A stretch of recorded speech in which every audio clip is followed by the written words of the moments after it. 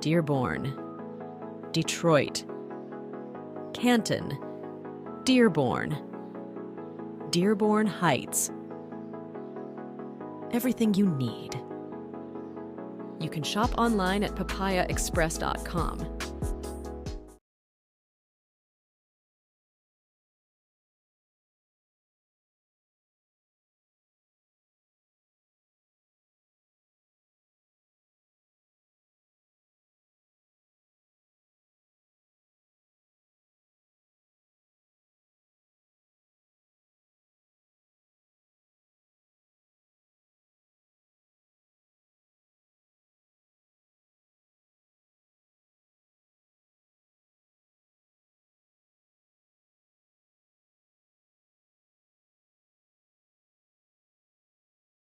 Welcome to the pregame show for the Great Lakes Championship match, Goshen City FC against Cedars FC, live on We Are Soccer.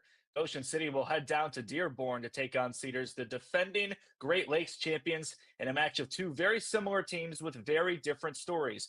We talked to head coach Tyler Bourne of Goshen City about what he's seen from his squad this season and what we can expect from his squad in tonight's match. Take a look. Head coach Tyler Bourne of Goshen City FC. Tell us about your soccer journey. How did you fall in love with the game? Started like a lot of other people early on, 5 years old, started kicking a ball, played all the way through high school, college. And then while I was in college, I got into goalkeeper training and coaching. And then one thing led to another, coached at the high school level. I've now been coaching at the college level for 4 years now. And then this semi-professional team started in the town that I grew up in, and it just felt like the perfect fit. And I've been here now. This is my third season. So yeah, I'm lucky to be able to continue to be in a sport that I love and do it on an everyday basis. I'm very lucky to have a job that I really, really enjoy and that I fell in love with so early on in my life. So That's awesome. It feels like the more I look into Goshen, the more I recognize how rich of a soccer culture it is in that city alone. Can you just describe what makes Goshen, Indiana, such a special city for that sport? yeah, I think there's a bunch of, starting with the kids level, there's a lot of different opportunities for kids to play.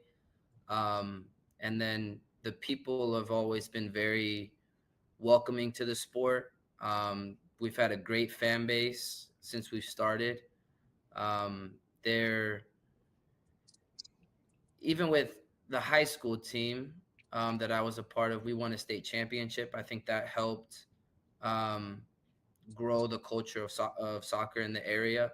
And then now with Goshen City, I think there's all levels of soccer here, and kids that start at a young age are coming to our games. And then it's just the town alone is very, very culture based and always been very supportive of the sport. So That's awesome. You played in the UPSL for the past couple of seasons, now joining the Midwest Premier League. What facilitated that change, and what have you experienced here in the Midwest Premier League? we've enjoyed our time in the Midwest Premier League.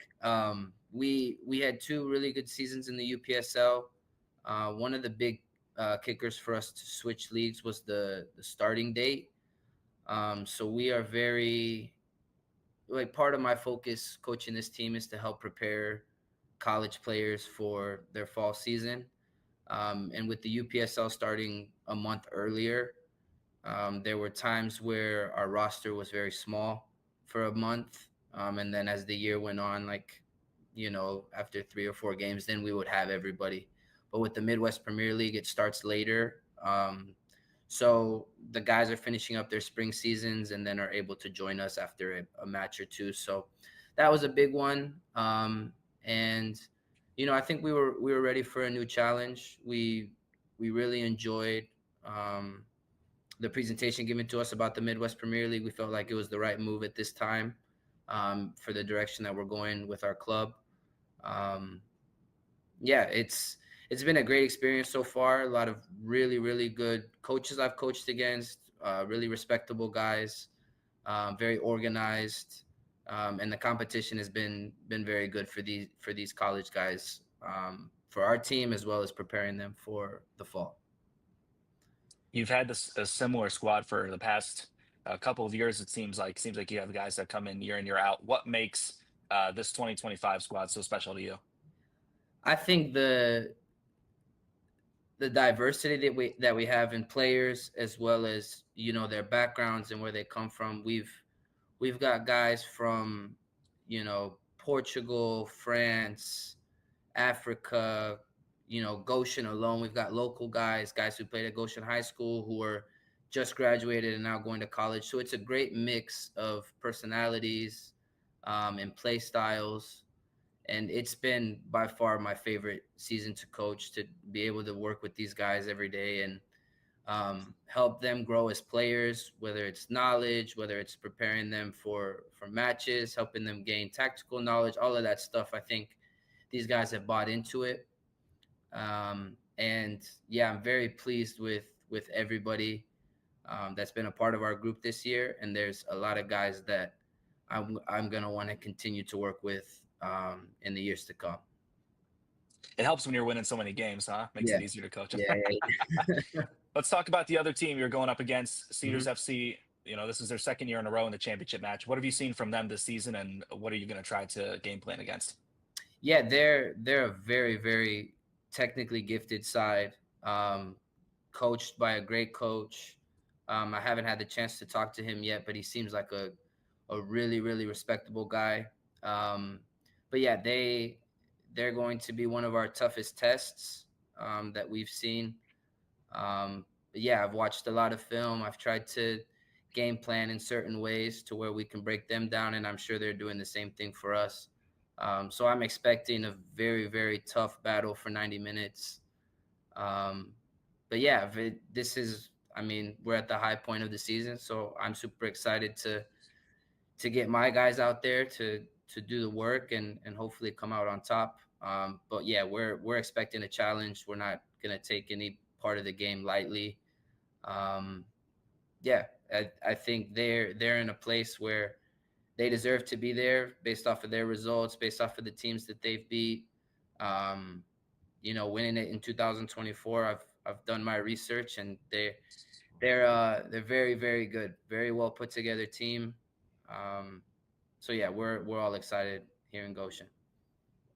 That's awesome. What are the keys to beating Cedars FC this weekend? Where as focused as I can be on the opponent, our biggest focus is what we're able to do. Setting up the game plan, and then putting things into place for then the guys to take care of it on the pitch. So a lot of the focus is going to be on us, trying to break them down, as well as, defending is always an important part of the game. We're doing our best to set up defensively to not give them any opportunities, as well as when we're on the ball, finding spaces to create chances and hopefully put some goals in. So yeah, it's every part of the game is going to be tough. But I think that, I'm prepared. The guys are very prepared to go into this last weekend. Next, we talked to Cedars FC assistant coach Haider Al-Ziad about some of his experiences playing in different parts of the country and what makes Cedars FC so special to him. Haider Al-Ziad, assistant coach for Cedars FC. Thanks for joining us on the pregame show. Can you just start by telling us about your journey in soccer up to this point, how you fell in love with the game, and what's brought you to coaching the Cedars squad? Yeah, so my journey, I think, is a little bit of a unique one. I started playing soccer in a refugee camp, actually, where I lived for a big portion of my life, for roughly 8 years, with Saudi Arabia, just outside of Saudi Arabia. My dad played when he was younger, and so he introduced me to the game. Outside of the United States, I'm sure you guys will know, that's the number one sport in the world. And so majority of people coming in from other countries, soccer is the go-to. Soccer is the thing that they know. And so it was a natural transition for me, from my dad, learning it and playing when he was young, to teach me. And so in Saudi Arabia, I played. And when I first came to the States, I actually had a tough time because not many people played, neighborhoods and stuff like that. And then when I first came, I was in Lansing. Not many kids played there. And then the kids that did play, I didn't speak the language very well. So it was hard to mesh, hard to make friends and stuff like that. But eventually I learned the language. I kept on playing, moved to Dearborn where there's a big population of Arab people that do play. And so kind of that fire reignited again after stopping for a couple of years or less soccer, I would say.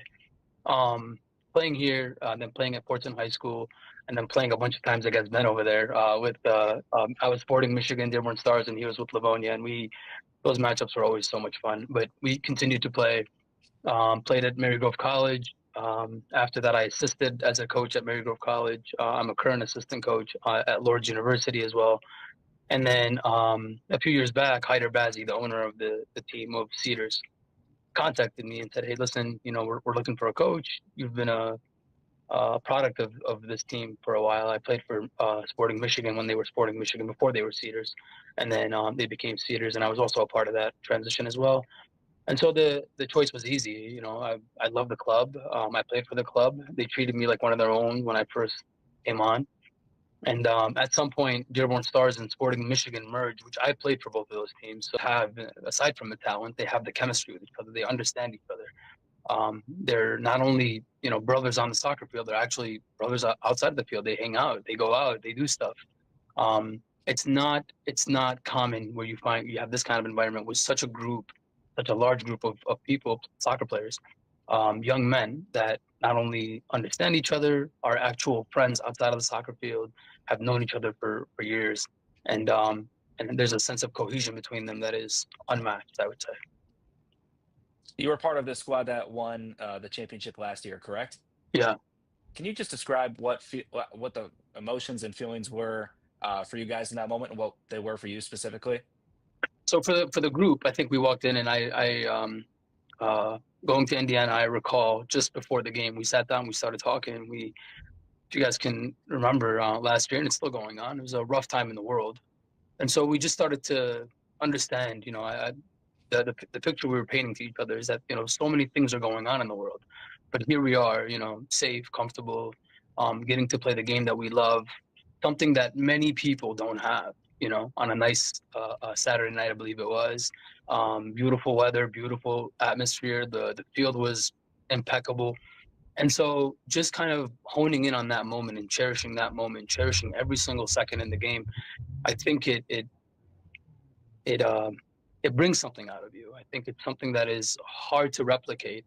And I think if you can tap into that sort of mentality and just appreciate that, you tend to leave it all on the field right there. And then I think that's what we did on the field.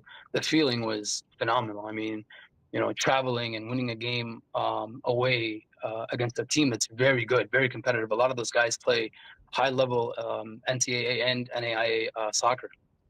Two of the players that were there, I believe, one was played for the San Marino national team. Another played for a national team of some sorts. I can't remember what country it was, but loads of talent on that team. They were really good. They had a master plan. Their coach, who I've known and I've come across a couple of times, is a smart dude. He knows what he's doing. And so they had a game plan and they executed it really well. And they're a good team. They're definitely a good team. But winning against a good team in a way just makes it taste that much better. My only question is, we've had a 10-game regular season, under our belt so far. You guys have had highs and lows.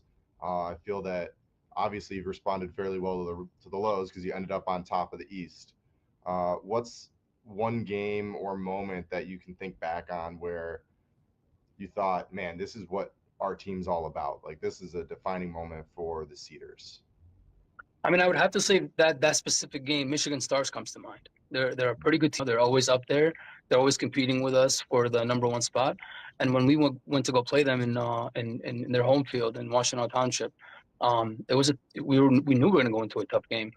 But the boys had a game plan. They were hungry. I was just looking at each other, looking at the guys from a distance when they were warming up. And you could almost see it. You can see it in their eyes that they were hungry. And that sense of hunger when they came out at Michigan Stars, I was like, before the game started, a few minutes before the game started, I walked up to one of our managers, Ali Bazzi, and I said, "We're going to win this game." I said, "I'm just looking at the boys, and I can see that they have a sense of hunger. We're going to win this game." If you guys recall, before that game, they were, I believe, second, and we were fourth or fifth. So we were relatively behind. but we came out on top. We beat them 2-0, and we had a dominant performance against them. That was definitely the highlight for me. Yeah, and of course, it ended up playing a huge role in you guys winning. It came down to, I mean, you tied in points with them, beat them in the head-to-head and in the goal Correct. differential column. But as you know, those tiebreakers can always be a sweaty moment. And you start to like, oh wait, hold on, did we beat those guys? Okay, yes, okay, Yeah. because you never know what's going to happen, and that was your third game of the season or so. Yeah, I believe so. Yeah, so that's the awesome. last year we were kind of in a similar sticky situation. We played them at Fordson last year, and we were neck and neck again, and we ended up losing 2-1. Even though we were, I think, dominating the majority of the game, especially the first 30 minutes. We had a little bit of a weather issue where we stopped, and we kind of lost momentum, and they gained momentum in that time, and so they were able to come out on top. But up until the last game of the season, we played Troy, I believe it was, and it was very similar to this season, this specific season. It had to go back to the last game, and winner takes all. You know, that's what happened with us last year, and that's what happened again this year. They're a team that you have to be able to respect, and in the format of the league, every single point matters. Every single game is a must-win. Our boys understood that, and they came through. A big thank you to Tyler Bourne as well as Haider Al-Ziyad for joining us on the pregame show. On the other side of this, we will have the pregame report for the Great Lakes Championship match in just a couple seconds from Fordson High School. Don't go anywhere.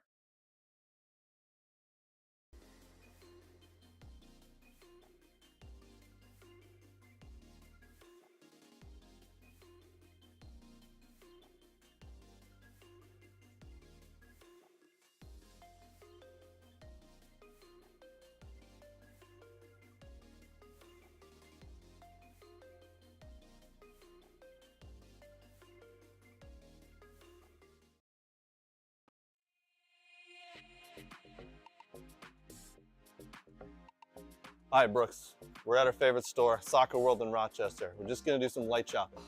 Nothing big.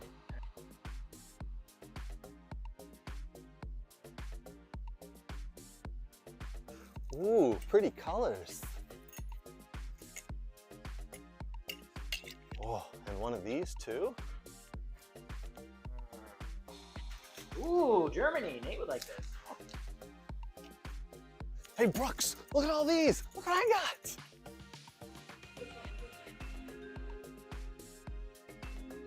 South America. Ooh, wow, that's not MLS. Cool. Socks? No.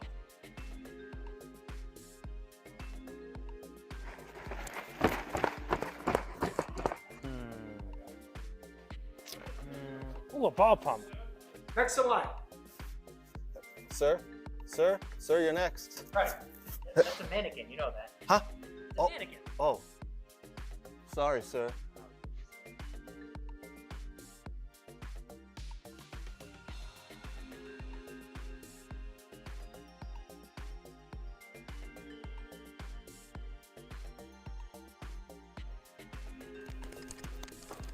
Craig, what are you doing? Nothing. Huh?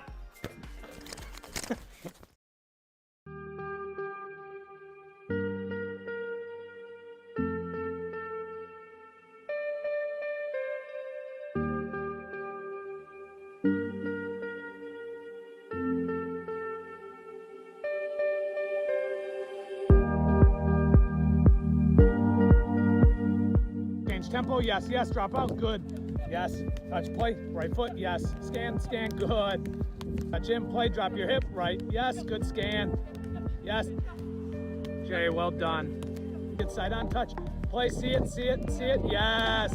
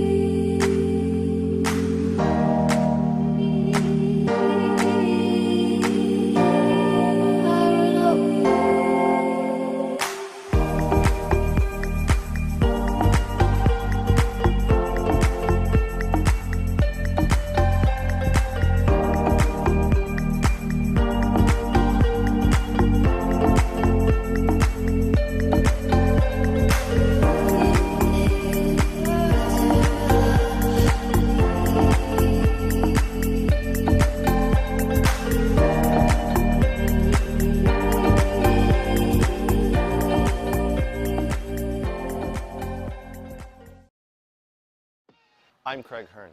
Today, I'm here with the football doc, Dr. Zachary Atwood. He's going to show me some simple exercises and stretches to do before my soccer games. Because to be honest, I'm getting a little older and I need to be better prepared for these games. All right, he's got some stuff he's going to show us. Let's jump in. What's up, guys? Dr. Zach here with Craig. We're going through a dynamic warm-up here. Super important, especially in this age group as we get older. A lot of guys that I see, they go right from their car and straight to the field without any warm-up. We want to make sure that we're getting the body warm, we're getting loose, we get the heart rate up so that we can help reduce injuries. All right, guys, so I've got Craig currently doing some grass sweeps. He's doing a Frankenstein stretch, and he's also going through some pogos right now. Whoa, Craig, what the hell? Yep, sorry, Doc. All this newfangled dynamic warm-up, this and that. What was wrong with my old warm-up? Oh, yeah, the doc was right. Definitely need the new warm-up. Oh, good Lord.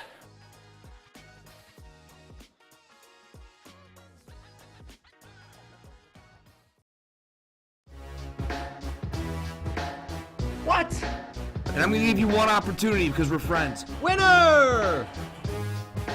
Who gives a shit about where the ball's been? Yeah, F him.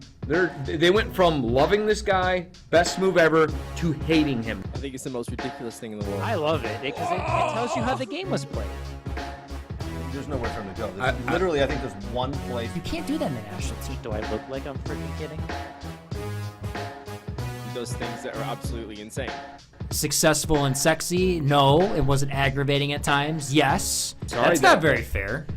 It's not about being fair. Welcome to the greatest soccer show ever.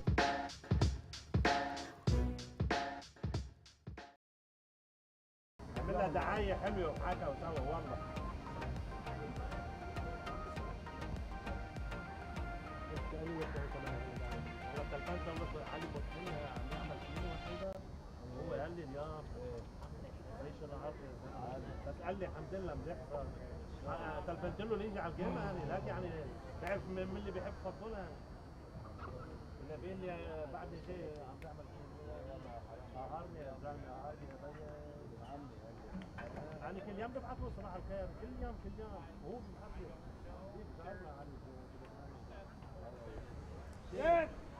Dearborn, Michigan is the home of the Great Lakes Championship match after Dearborn's finest traveled to Northeast Indiana to take home the trophy 364 days ago. Now the roles are reversed as first-year club Goshen City FC travels 186 miles to face Cedars FC with all the marbles on the line. In just a few moments, we will see the stars come out, the lights shining bright with rain falling down. This is the Midwest at its best. Tonight, a Midwest Premier League champion will be crowned live on We Are Soccer. Hello, everybody. Thank you for joining us from Charles Justice Field. My name is Garrett Pogg, and I'm joined by the voice of Cedars FC, Ben Leitner. And Ben, first, it's great to be here with you. I mean, I've been wanting to connect with you all season long, and to see us both on the call, it's exciting stuff. Yeah, no, it's going to be a great night, and this whole season's just kind of built into this. So couldn't have met on better terms. Behind what looks like a castle, and I'm sure these two teams are excited to meet as well. Yeah, these teams very similar statistically, but in terms of their story, they're very different. What is the key storyline that you think is going to be key for tonight's match? Well, for Goshen, it's going to be in controlling possession. They're a very calm team. Their build-up is slow and clean. So for them, they're going to want to hold on to that ball and move it forward on their own terms. On the other side of the field, they're up against a Lightning team where it's a bit of the opposite. They're a big one-on-one team, really great attacking prowess, and very explosive on the counterattack. So look for that quick dart from the outside mids when the Cedars do take possession. Awesome. Those were your keys to the game. We will move to the starting lineups as our teams get ready to walk onto the field. We'll start with Goshen City FC. In goal is going to be Lennart Wider. On defense will be Lindo Zimba, Ariel Matute, Flavio Cruz, as well as Stefan Bondi. In the midfield will be Eli Simonis, Kingsley Kanu, Maxime Bregion, Jose Saldivar, as well as Captain Luis Felipe Gruber. And on the attack will be the one-man Tabelo Ntene. Out of those 11 men I just mentioned, Ben, who do you think is going to be the guy to watch out for Goshen City? Well, I'd say for Goshen, King, as they call him, Kingsley Canoe. he's got quite a few goals under his belt this season, some really big ones. And he's not the guy who you sub on at the end of the game and he gets a couple of garbage time goals. He's the one scoring the game-tying goal, the go-ahead goal. He's one of their outside mids and very quick on the ball. He must have the clutch gene, as they say. And number 20, Tabello Intene, they call him Toby, so we'll be referring to him as that throughout the match. On Cedars, and goal will be Evan Mazurik, the man from the University of Detroit Mercy. On defense will be Ahmed Salman, Mo Issa, as well as Albaras Al-Sufi. In the midfield will be Mohamed Hamoud, Mojtaba Al-Haznawi, Suleiman Abu Zema, as well as Ziad Barakat. And on the attack, will be Ahmad Hamad, Noor Aoude, as well as Hassan Daoud, the captain for Cedars FC. And out of those 11 men, who's the man to watch if you haven't seen the Cedars team play before? So they've got two that I'd say put on your radar. One of them's going to be their captain up top, Hassan Daoud. He's the guy that they build all their attacks through. He's really a playmaker, and I've seen him try a few bicycle kicks throughout the season. He might hit one tonight. Even though he's in his mid-30s, you couldn't tell watching him. But the main guy is the one that everyone's probably heard of at this point, Ahmad Hamad. He's one of the midfielders, and when he gets the ball, he's quicker than you think. And he just kind of teleports past his defenders. He got the Man of the Month award for the Midwest Premier League for the month of June. And he scores or assists. It feels like he touches the ball every time the Cedars score. He's part of it. Both of these teams with different stories, as we mentioned. Cedars FC, they won the championship last year. Goshen City FC in their first year in the Midwest Premier League. They played in the UPSL the past couple of seasons, as we noted in our pregame show. The men are lining up directly in front of you. We will turn it over to our PA announcers to announce the lineups and do the anthem and all the other theatrics. We'll be right back in just a second. Hello everyone. We welcome you to the 2025 Midwest Premier League Great Lakes Conference Championship between your Cedars FC and Goshen City. Introducing Goshen City. Your lineup. Number 1, your goalkeeper, Leonard Weider. Number 15, your center back, Lindo Zimba. Number 3, your center back, Ariel Matu. Number 23, your left back, Flavio Cruz. Number 19, your left mid, Elise Simons. Number 2, your right back, Stefan Bandy. Number 8, your center mid, Maxime Brigan. Number 21, your center mid, Jose Saldivar. Number 10, your captain, center mid, Luis Felipe Gruber. Number 20, your striker, Tabello Intene. Number 22, your right mid, Kingsley Canoe. And your head coach, Tyler Bourne. And now, welcoming your Cedars FC starting 11. Number 1, your goalkeeper, Evan Mazurek. Number 15, your center back, Albara Al-Sufi. Number 14, your center back, Ahmed Salman. Number 4, your center back, Mujtaba Al-Hasnawi. Number 11, your right back, Muhammad Isa Jamal. Number 7, your right wing, Ahmed Hamad. Number 10, your captain, left wing, Noor Audi. Number 34, your striker, Hassan Daoud. Number 12, your center mid, Suleiman Abu Zema. Number 17, center mid, Muhammad Hamoud. Number 18, your center mid, Ziad Barakat. And your head coaches, Haidar Al-Ziyadi and Ali Bazi. Now, everyone please rise for the national anthem. Place your hand over your hearts, remove your hats.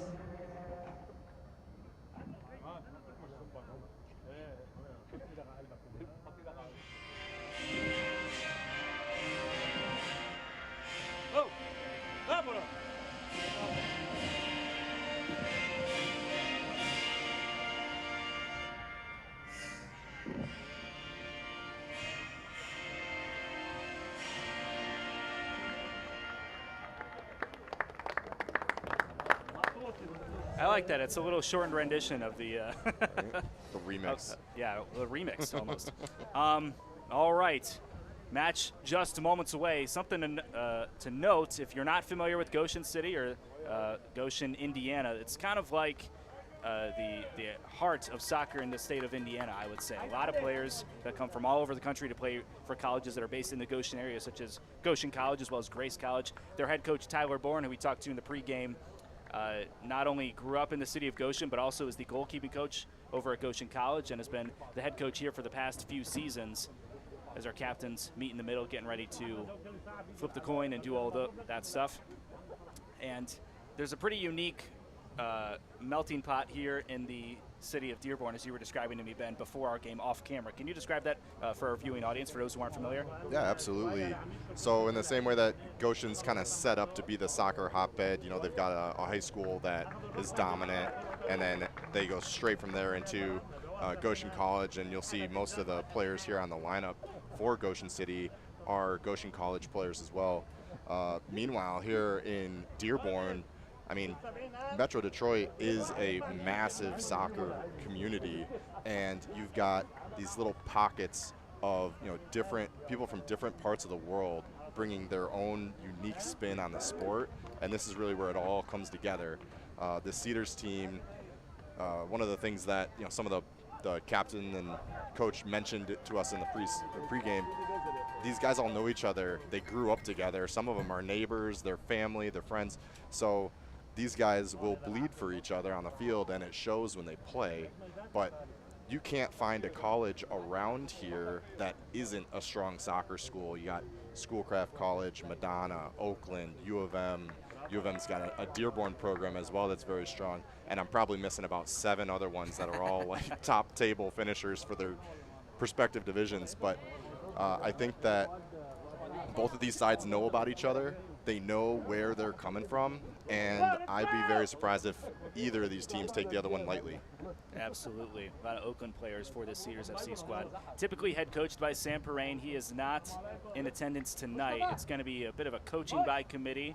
Hassan Daoud has taken some of that responsibility as the captain, but we also talked to Haider Al-Ziyad in the pregame, and he mentioned how he will most likely be taking the reins, at least off the field, for this team. So the leaders all around for Cedars FC. Hassan Daoud is a national championship winning head coach in his own right on the women's side with the Michigan Jaguars Pro in the United Women's Soccer League. As we are waiting for someone to tie their shoes in the top right corner of your frame before we get started. Yeah, that's your Cedars winger there, Ahmad Hamad. So we just want to make sure his shoes are tied. Yes. Yeah.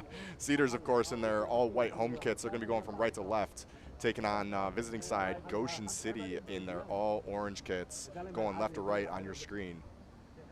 A lot of Goshen fans in all orange as well in the crowd today. Nice crowd built up all across Dearborn, not only across from us, but also directly in front of us as well. And we are off.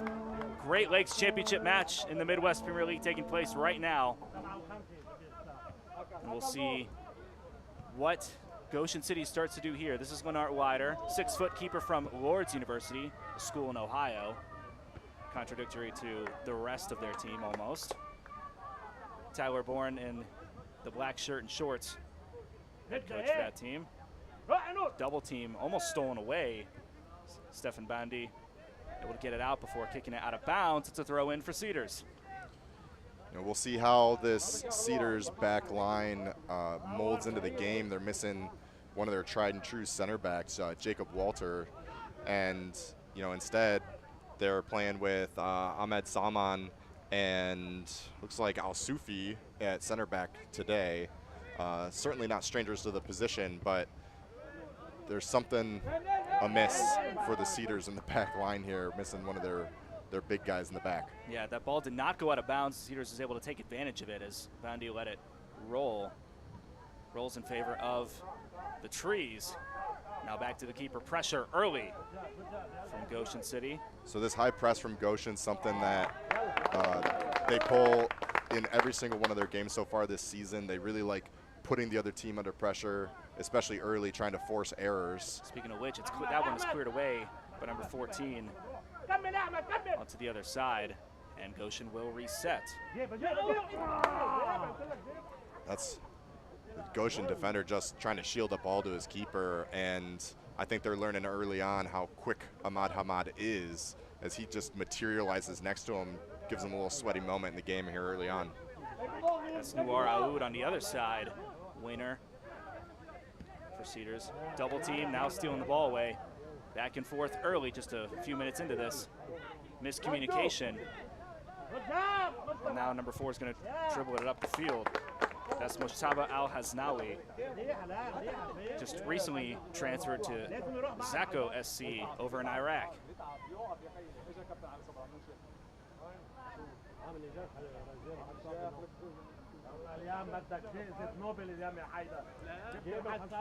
We'll see how the Cedars fare at penetrating this back line. Their MO tends to just be to run at these guys and just take them on one-on-one. Goshen's got a little bit more of a stout defensive crew, a little bit more than Cedars might be used to. Yeah, they're playing 4 in the back, and those wingers are dropping, so it turns into a 6-man front, it looks like. And now Cedars playing the possession game, just trying to get things going. This is Al-Haznawi. Oh, excuse me, that was Ahmad Salman.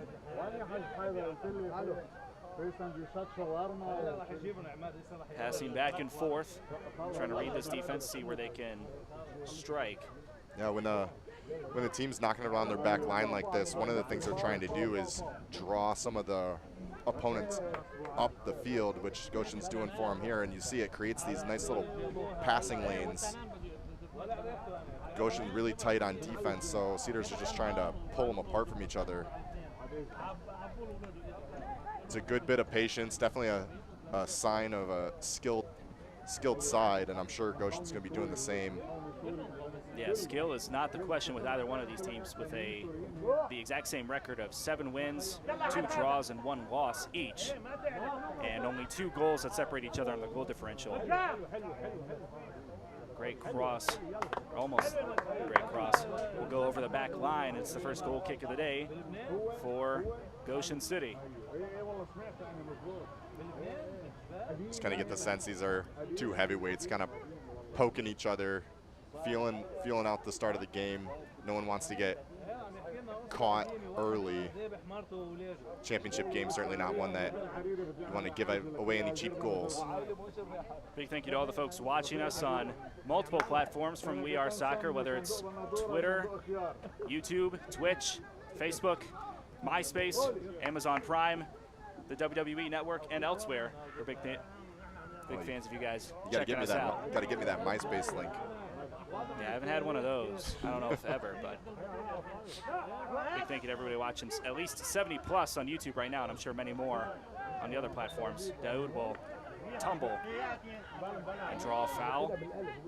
About 50 yards out. Captain on captain on defense. For Ahmad. Cross goes to Ahmad Hamad. Dangerous moment. Shot saved by Leonard Ryder. Another shot blocked. Now trying to draw the ball away and able to draw the foul was number 22, Kingsley Canoe. And that's how quick it can happen. You know, Hassan Daoud is an absolute clinical playmaker for the Cedars, and a precision pass there, 30, 40 yards, right onto the foot of their star talisman, and that's the dangerous moment that Goshen have survived. Recognizing the defense was off guard. Like you mentioned, that's that championship prowess. Cedars won this game last year, and it was on the road as well. Drawing a foul is going to be number 4, Moshtaba Al-Haznawi, as a goal on the season.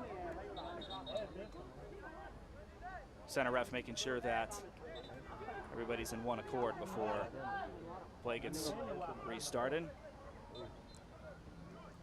Not going to let anyone get away with anything this early in the game. He's making his drawing the line in the sand, so to speak. Yeah, top tier referee crew from what I hear as well. Absolutely. Yeah, definitely well decorated officials. Even the 4th official, recognize this guy from some huge games, and I don't think we're going to see too many issues from the green team here tonight. Beautiful press, and now trying to draw the attack. That was Canoe. It's a great flick. They're looking for King. That was Ntali. Antenne, excuse me. Out to Cruz. So almost everybody in the box for Goshen City. Block sent out of bounds for the first corner of the day. That's a beautiful great slide defense. tackle. Great defensive work right there. He gets beat up that left side, and he doesn't want to make contact in the box there, just slides into the path of the ball and shuts down a very, very potent opportunity for Goshen as they get their first corner of the night. Yeah, top tier slide tackle. Could easily change the momentum of the game if you draw a penalty there. Almost 8 minutes in. To take this will be Stefan Bondi, the right back from Goshen College. A lot of size from both teams here, but this is where the Cedars might be missing their big man in the back, Jacob Walter. We'll see how they handle this. Sent on frame and punched away by Missouri. And now this starting is the going attacking to be a front. dangerous moment here. Hassan Daoud. Beautiful move, an excellent pass, but the man was offsides. It's a close one. Number 10, Nuar Aude. Very close, almost by a foot. Yeah, absolutely. That's where, you know, having a football field with these lines going straight across certainly helping out the linesmen with the offsides. Dribbling up, trying to go quick is Goshen City. This is where you're going to see them control the game, see how they're not just diving straight in, making low percentage passes. They're keeping this in their back pocket, and that's a great through ball again. Let's see if we can catch it. Zimba sent it over into the box for their winner. This is number 10 trying to draw a shot. Not going to be able to. Number 10 was Luis Felipe Gruber, the captain for this squad, and gets it ripped away and cleared out. That's very, very diligent defending. Again, once you get in the box there, everyone's kind of holding their breath. You don't want to be the one to foul the guy. But what a through ball. That was a 50-yard through ball from the Goshen back line. And Zimba. My goodness. One of the only players that plays outside of Goshen, Indiana. 6'3" center back from Winthrop University. That's tough to do on a turf field too, where the ball just rolls and rolls. So Zimba, he will have the ball once again.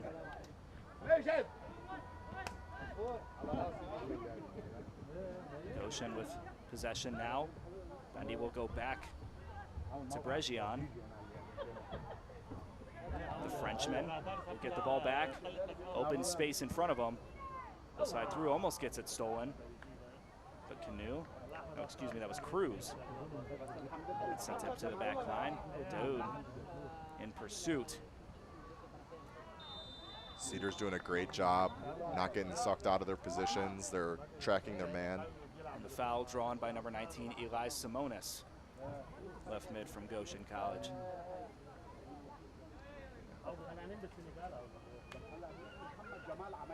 Both of these teams with similar stories that we will unpack in the halftime reel, so I don't want to feel that too far in advance. But Gruber, one of the men we talked to in the halftime show. Gruber, captain from South America, definitely been one of their pylon midfielders, attackers as they were going through their season. Is the word of reason. Canoe, impressive kick, but it goes out of the back line, so Missouri will get it out for a goal kick. Yeah, if he pulls that one off, the heel flick over the defender and gets onto the end of it, then you got a goal of the month candidate right Yeah, I have there. a feeling we're going to get a Sports Center top 10 play. I don't want to say I'm calling it now, but we'll get something pretty damn close, even if it's top 11. That one cleared away by Zimba.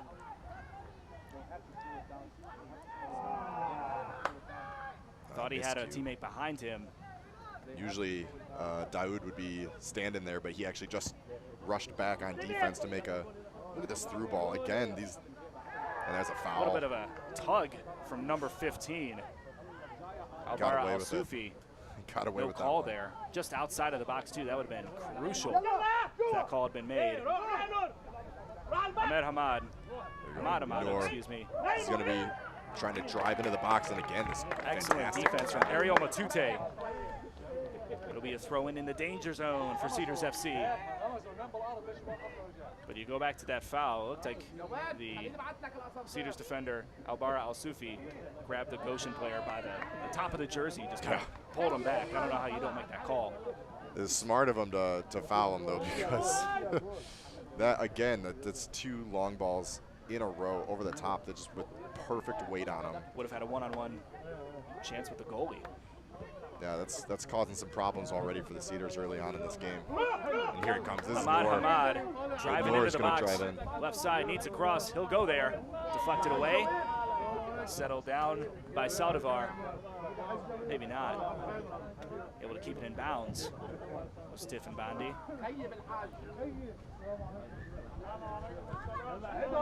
Cleared out to midfield. Looking for that ball over the top once again. Kingsley Canoe cannot keep it in bounds. It sails over his head. It's a throw in back for Cedars. Great Lakes Championship match live from Dearborn, Michigan. Cedars FC called Dearborn their home. They had to travel to Northern Indiana FC last year to win the Great Lakes Championship. Northern Indiana has moved on. They are in the USL League 2. Cedars trying to claim back-to-back trophies. Missed touch from number 14, Ahmed Salman, excuse me.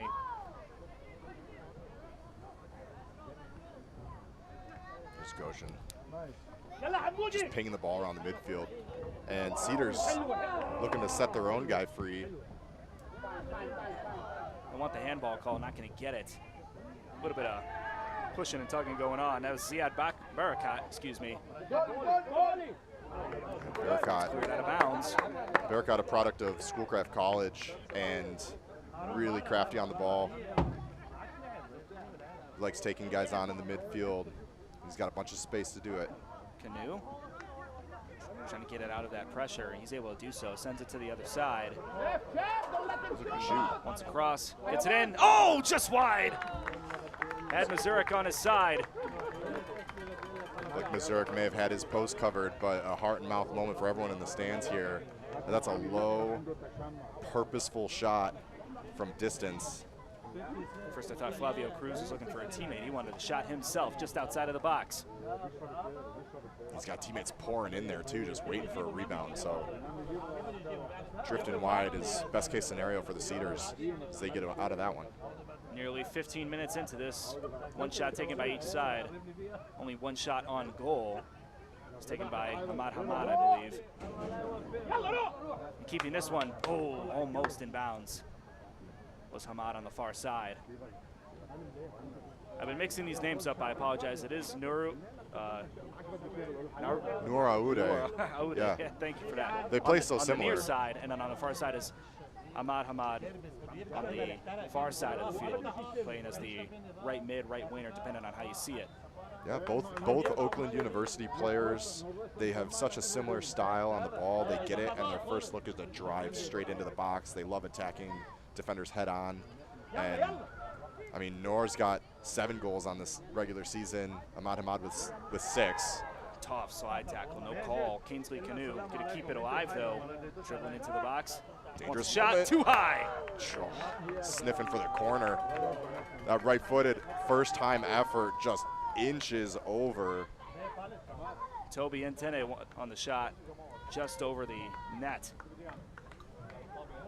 And Evan Mazurek is breathing a little heavy right now, I'm sure. With 2 very close shots, he didn't need to get a hand on it in order to prevent it from going into the net, but we saw the rocket power fire. Gruber with Goshen got fouled in that buildup, and the refs waving for play on. And what a great call on the ref's part, because it generated a gorgeous opportunity. And you have to imagine that was the conversation the center just had with Gruber afterwards. Oh, he's trying to nutmeg him. Both of these teams jockeying for position with every touch they have. Can't afford to have a missed touch in a game like this with everything on the line. Last game of the season for both sides. Ball kicked up into the air. Great defensive play. I really feel that the Cedars are stepping up their defensive game. That was Mohamoud takes it twice, and unfortunate for it to go out for a orange. But you got to say, the Cedars are looking pretty organized, but every time they get the ball, look how many players Goshen's got back. These are two teams that have studied each other, and they've resurrected a game plan specifically for this game. Two champions duking it out for the big hardware. Yeah, both of these coaches talking to us mentioned that, you know, they're more focused on their own game, but it's pretty clear that, you know, when you hear them talk behind the scenes that, speaking of which, here's Toby and Tene through ball. Trying to get something. Oh, just too high once again. 3 chances in a row, just sent far the net. 2 over the top, 1 wide right. That's Toby. Toby's no stranger to goals here, and just a little anxious, it seems. If he waits for that ball to come down from the bounce just a little more, he can probably get that on frame. But if you're not leaning into that, leaning over the ball, over the net is what you'll see 9 times out of 10. Probably heard footsteps from the 3 Cedars defenders that were right behind him. Crowd begging for their teams to settle the ball and play for possession. I don't think we're going to see a whole lot of that in today's game. Oh, love it. Popped right up. He wanted to keep playing. That was Kingsley Canoe from Goshen College. As Gruber will send it to his teammate in the middle, Jose Saldivar. Got a little chest bump for his efforts. Very physical match. For the most part, these refs are letting them play. This is the championship contest. You don't want the refs deciding anything. That kick just a little too far. Will roll out the back line for a goal kick.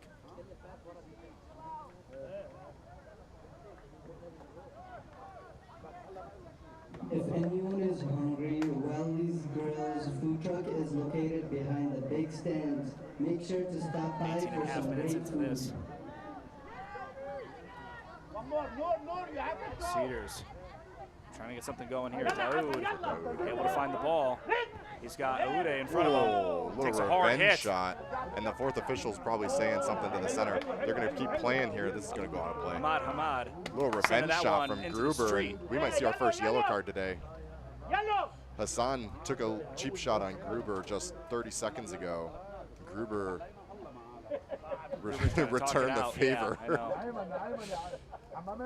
oh. So off your screen, it was Felipe Gruber talking to the center ref saying, hey, verbal warning. Yeah, nothing ill intent there. Captain on captain crime. That's the thing at this level, the 2 captains, you know, they're sorting it out, and these guys love the physical style behind this. And these through balls are just going to be over the top. Kingsley Canoe pushes over number 4. No love lost. Yeah, Al Hasnawi takes a tumble for his efforts and draws another foul. We've seen a few of those already, nearly 20 minutes into this match. Live from Dearborn, Michigan on the We Are Soccer YouTube channel. Midwest Premier League final, 1 of 3 finals. Actually, I think 1 of 2, if I'm not mistaken. Because in the Heartland division, they go promotion relegation instead of playing a championship match. A little more heartbreaking. Oh, I know. Nothing worse than getting relegated, but on the flip side, you got a team that earned their way in, and you got to say that pro-rel pyramid is really starting to take shape here. Yeah, I sure hope so. And the 2030 plan for the Midwest Premier League, I feel like that's the MLS are going to fight it tooth and nail, but yeah. Everywhere else in the world, you earn your keep. Here, it's a little more to do with the wallet.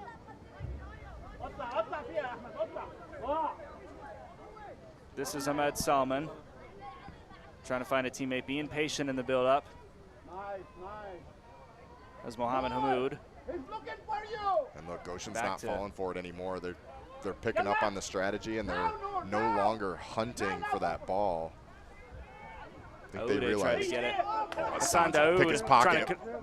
Trying to commit Grand Theft Auto and runs into the keeper slightly. Looks like Hassan Daoud was bothered on that left leg of his, and Lennart Leiter took a second to get up. It's great positioning, confident positioning from the Goshen goalkeeper there, as he's in a good spot off his line, and we're actually seeing, looks like the first sub of the game. Some sort of injury substitution, it looks like, for Cedars. The trainer's going to take a look at him. We'll get a number for you here in a second. Meanwhile, play resumes on. Goshen City FC trying to get themselves to break the tension. 0-0 up to this point. Good pass up to Simonis. Trying to fake the defender. Oh, there's a yellow card. That's an easy one. Anytime you grab the jersey like that, you earn yourself a card. Jamal Issa, 5'7" defender from Oakland. First card of the day. In the 23rd minute. And it's some might say it's a smart foul to take as this guy is trying to power into the box there, but now you got to deal with this free kick, which is from a very dangerous area. Meanwhile, Cedars, who had not subbed, by the way, that was simply... Yeah, that was Mohammed Hamoud, who had taken off. He got some water poured on his right arm. I'm not sure if he got turf burn or what. But he's back in the mix, and he will join the wall, as that is a large group of men in the box. Yeah, it's a dangerous moment. Both large in number and in size.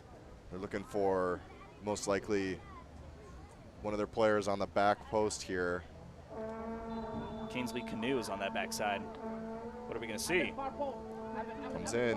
Ooh. Headed away, and it was offsides anyways. Good defensive header. You never know if he's actually offsides or not. You can't trust that that flag's going to come up, so you got to play through to the whistle. Missouri take this one quickly, get it in play, and Goshen pops right back into their full court press, it looks like. Yeah, this is a tough scene. Here's the speed. Ahmad Hamad trying to drive up that far side of the field, looking for Daoud. Great gets it stripped away from number 15, Lindo Zimba. The long legs of his 6'3" center back, as Canoe trying to build up a promising attack of their own. Saldivar will switch the field. This is Matute. Cedars, a bit of a press of their own. Not letting anything easy come through from Stefan Bondi. The right back from Goshen College. Ariel Matute sends the ball over the head of Toby Antene. Out of possession, trying to go quick for Cedars FC. Miscommunication, and Naude was looking for that ball, not able to get it. Great pass. Oh. As it just rolls slightly out of bounds for Bondi. Cedars will get the ball back on the throw-in. And again, look at this pressure. This is Abu Zema getting it up to 17, Mohammed Hamoud. Van Haas in the middle. That's who they wanted on that pass through the defense. So number 12, Suleiman Abu Zema will recover possession. Now send it to Aude on the far side before it's intercepted by Goshen City, specifically Stefan Bondi, who's been excellent on defense tonight. There's a foul. A little bit of a hard shoulder tackle. No call necessary. That's such a fine line. If you don't lower your shoulder when you're making contact there and you're making a play on the ball, you can actually hit your opponent pretty hard and keep it clean. That's what happened there. Pass just a little 5 yards in front of the ref. Yeah, pass just a little too far over the head of Antene. Now Cedars will go back on offense. Almost an excellent pass. Bandy right in the way. This is such a clean performance so far from the Goshen back line. Oh, yeah. Great touch on the ball. Region gets it. They're shutting down these one-on-ones, which the Cedars, you know, they draw so much blood from the one-on-one situations. Siad Barakat. That's a great ball. Aude over the middle, and able to get it to him though. Now trying to get something quick for Kingsley Canoe. No dice. Seems like both of these teams are trying to get something over the top. But as you mentioned in our pregame, if Cedars goes one-on-ones with a lot of these guys, they could most likely win that matchup. But I don't know. This has been such a strong performance from this Goshen City back line. Most of them go to college in the Goshen area, so might as well call Goshen College written all over their lineup. Yes, yeah. Honestly, I mean, we've seen a bit of success from the right side there with Ahmad Hamad. And the thing is, the success from the defense on Goshen's side here is going to be something that they have to continue to evolve, because the Cedars are also going to take those failures one-on-one, and they're going to make changes and adjustments. And they're so dangerous on the attack. This is going to be a full 90 minutes of adjusting to keep them out of the box. Kind of like a chess match. Absolutely. Cedars back in possession. Their back line trying to hold it up. They will go up to 18, Barakat from Schoolcraft College, the Ocelot. Yeah, I never knew what an ocelot was until I got to Schoolcraft, and I'm like, oh man, okay, that's a new animal for me. Yeah. Yeah. Meanwhile, the Fordson High School tractors, you got a few tractors on the field here. That's certainly the most unique mascot I've seen. Yeah, I don't know if I've seen one like that. This is Barakat sending it up. Aoude on the near side, trying to keep it alive. Crosses over the middle. The entire back line thought it was a goal kick, and it is. So much pace. You never know if he's going to get there or not. That's where they want him, though. They want Noor on the ball, moving into the box like that. Great crowd turnout here at Fordson High School, Dearborn, Michigan, on Charles Justice Field on a Saturday night, championship night, late July. A few more regular season contests to go throughout the rest of the Midwest Premier League for the Great Lakes, though. This is it. Getting things settled. That's Centene. Great patience on the ball. A through ball. Not able to get it, though. Deflected and now stolen away by Cedars. Aoude. He's got someone overlapping. Will instead go back with Kingsley Canoe in pursuit on defense. Good awareness to not force anything there. That pass just a little too far for number 4, Mushtaba Al-Haznawi.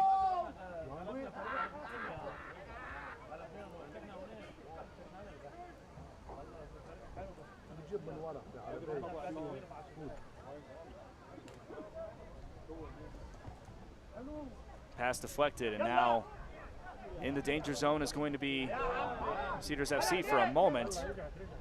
No movement off the ball. He tried to dribble it up himself. That was Barakat. Now back to Al-Haznawi. Trying to keep it alive. Tough defense from Stephen Bondi. And Al-Haznawi will throw it in.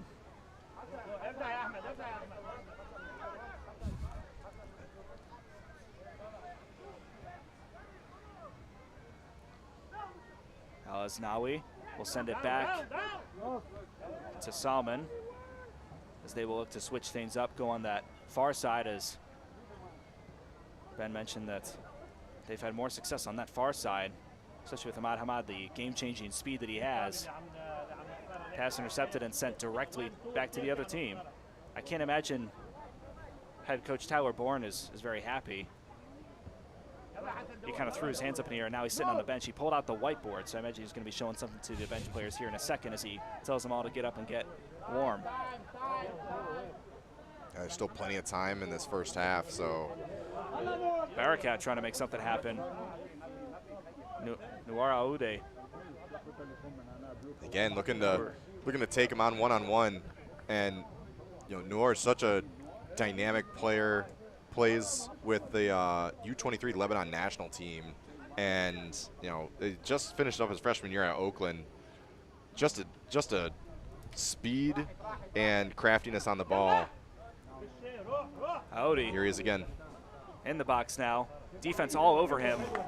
Yeah, triple team. Trying to make magic happen like he's Lionel Messi. No such luck. But that individual matchup, Odie against Stephen Bandy, is so fun to watch. Those two go back and forth. Bandy's gotten the best of him up to this point.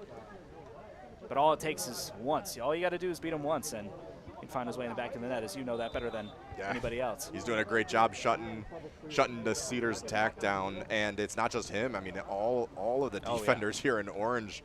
I mean, it's very easy to see how these guys only lost one game this season. And it was to a strong Lansing Common side that they're in honestly a battle with all season to finish second in the division, top spot. Yeah. And then they got another whack at them, and even with 2 red cards, they blazed through to a 3-1 win in Beautiful Lansing. Passing here. But it all starts with defense, keeping them out of their goal. Trying to get this into the box is number 8, Maximilian Bregian. We haven't called his name a lot tonight. And Tene, back to Bregian.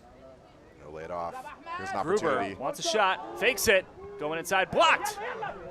Pushed away by Mashtaba Al-Haznawi. And now Noor Aoude trying to get something going. And he's got his hands up in the air. Noor, you can tell he's frustrated. Yeah. Usually he just tears right up the field, but he seems to know better at this point. Hyder Al-Ziyada's not pleased as well.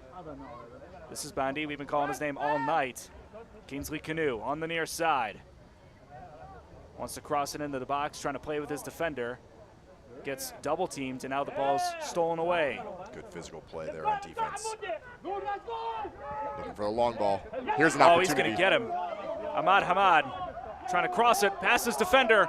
He's got a shot. He takes it too high. Oh! Blazes it over the crossbar, and I'm shocked that that's not on frame.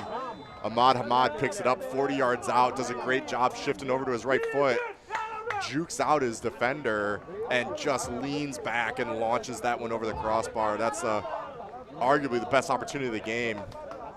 By far, I wouldn't even say arguably. And the entire crowd is already standing on their feet ready to celebrate.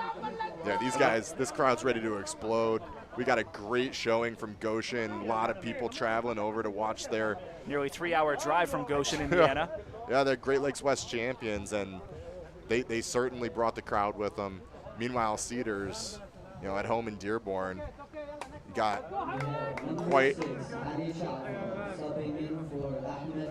Ali Jaffer will sub in for number 7, Ahmad Hamad. Who great Hyder performance. Al-Ziyad is going to talk to him for a little bit and just say, hey, we need you to calm down for a second, it looks like, because Hamad not a guy that's you don't want him to get in his head.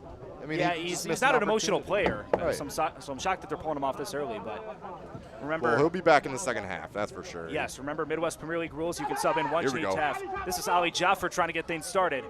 Immediately comes to the game, trying to go past 4 defenders. Wearing orange defenders like a blanket. Now, defense everywhere. This crowd in front of us, Cedars centric fans trying to get something started. Jaffer comes in, makes an immediate impact. Oh, yeah. That's what you like to see.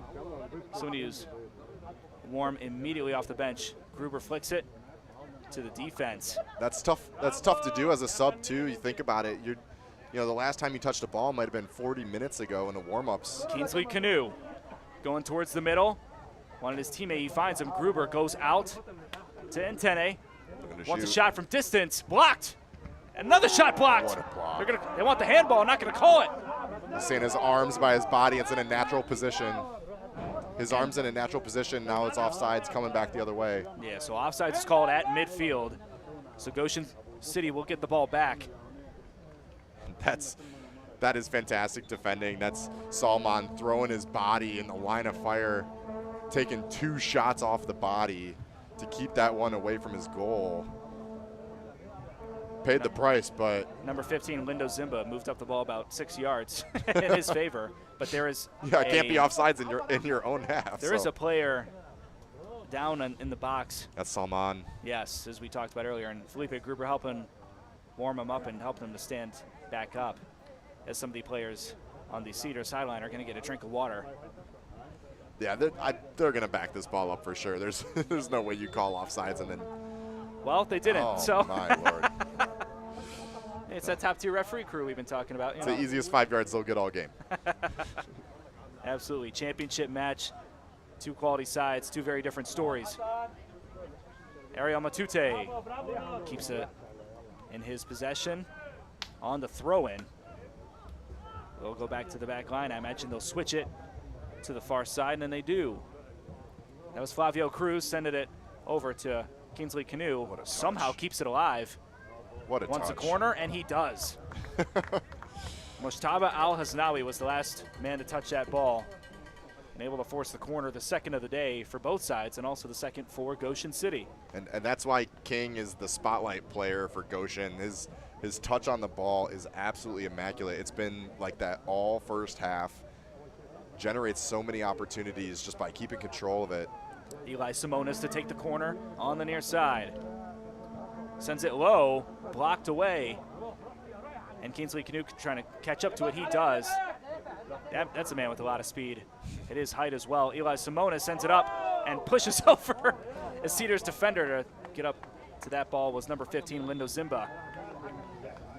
So foul is going to be called on Cedars. Was there a card given? Had about a 9-inch advantage on that matchup, so probably didn't need to push the guy down and might have picked up a yellow card. I don't think so. I think he was saying something to. Oh, he's marking down a sub, perhaps. Saw the book come out. Alan Rodriguez-Lopez will sub on the center mid, who played for the Chicago Fire FC 2 squad most recently. That was 2 years ago. 5'6". Center mid. Daoud takes it off the chest. Cedars trying to gain possession back in spite of the high press. Excellent pass. Here's Ahmad Hamad. Over the top.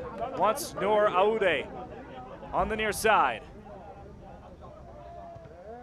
Crosses, gets it deflected up into the air. Headed up by Lindo Zimba.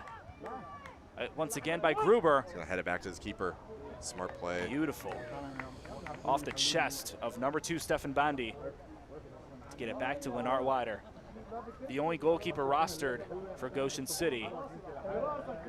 Cedars FC has 2, but we do not expect Eli Sizemore, number 0, to come in today's match.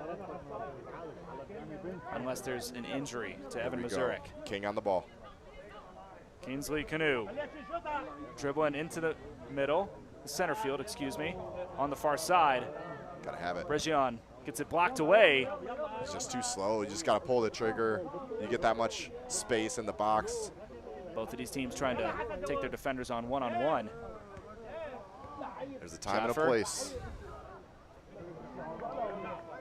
Jefffer loses possession. Goshen back line will get it up to Rodriguez-Lopez. Canoe once again. Sizing up the defense. Gets the ball inside. Now to center field. Tripped up into the air. And Evan Mazurek runs out to it before Kingsley Canoe can do anything sneaky. Nearly 40 minutes into this match. 0-0. Great Lakes Championship on the line. A beautiful trophy sitting in front of us. Both of these teams have been fighting for this all season. Goshen City in their first year in the Midwest Premier League.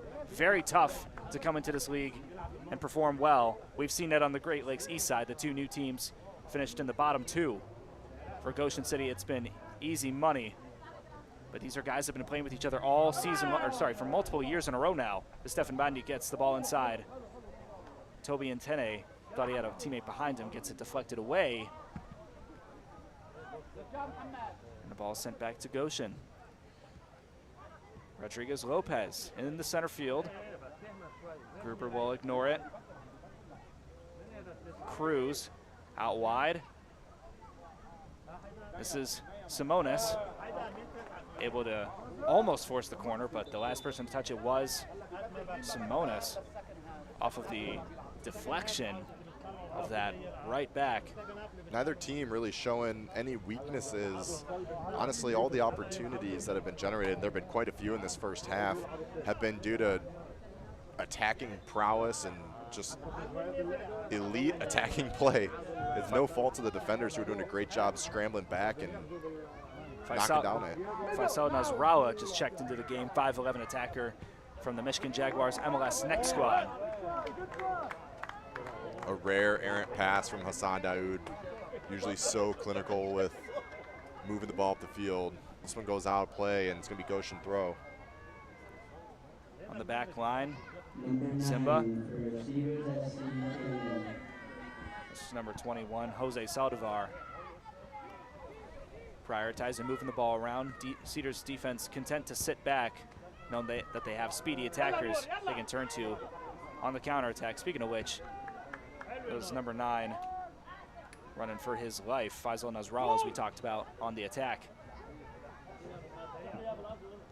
Aoude. They keep trying to isolate Aoude on the sideline there, one-on-one. It's not working. He's not interested in taking on that Goshen back line right now. They're just doing a great job controlling it. Smart to just keep possession, keep the ball moving. Nasrallah dribbling up that far side. I imagine he's going to want to cross. He's got 3 defenders in his area. Will force the corner instead. It's the first corner of the day for Cedars. Be interesting to see how Cedars play this through the regular season. They have not generated a single goal off of corner kicks. Nasrallah will be the one to take it. Has the near side option in front of him, but he will jog into the box, so never mind. And here they go, play it short. That's a brutal touch. Not the right touch that you want. Simba sends it out, collecting that. Go right up the middle. Abu Zema, near chance. Miscommunication there. You can tell he wants him to go. There's like a hexagon of orange jerseys making sure that no Cedars player got there. Cedars trying to send their center back in on net. Scrambles back into position now. Ali Jaffer. How wide? Wants Nasrallah on the far side. Daoud inside.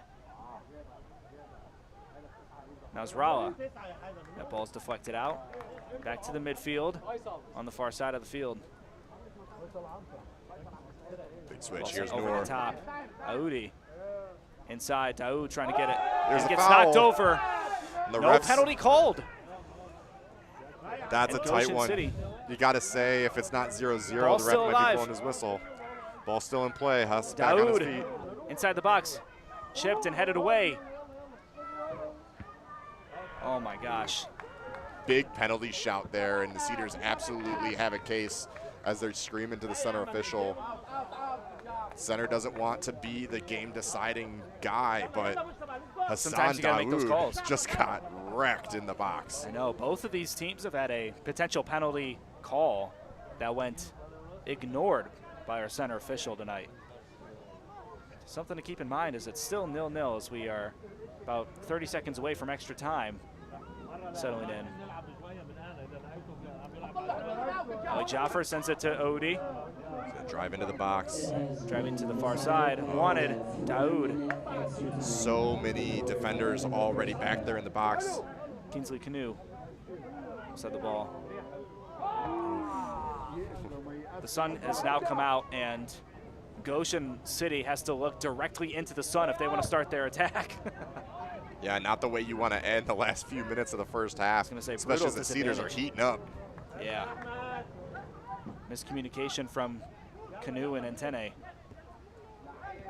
Ball inside. Keep it moving. A little bit of tripping and knocking around. Jaffer wanted that ball, not able to get it.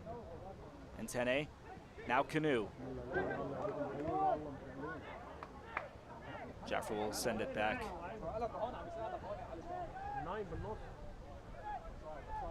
That's Mohamed Hamoud. He's offsides. And that was number 9, Faisal Nasrallah, who checked into the game and was offsides on that call.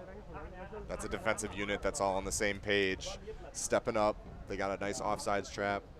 No question there as the flag comes up.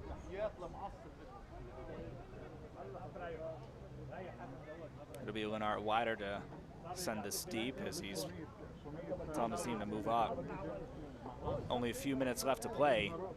This is a great matchup here. Is it too late to change it to a best of 7?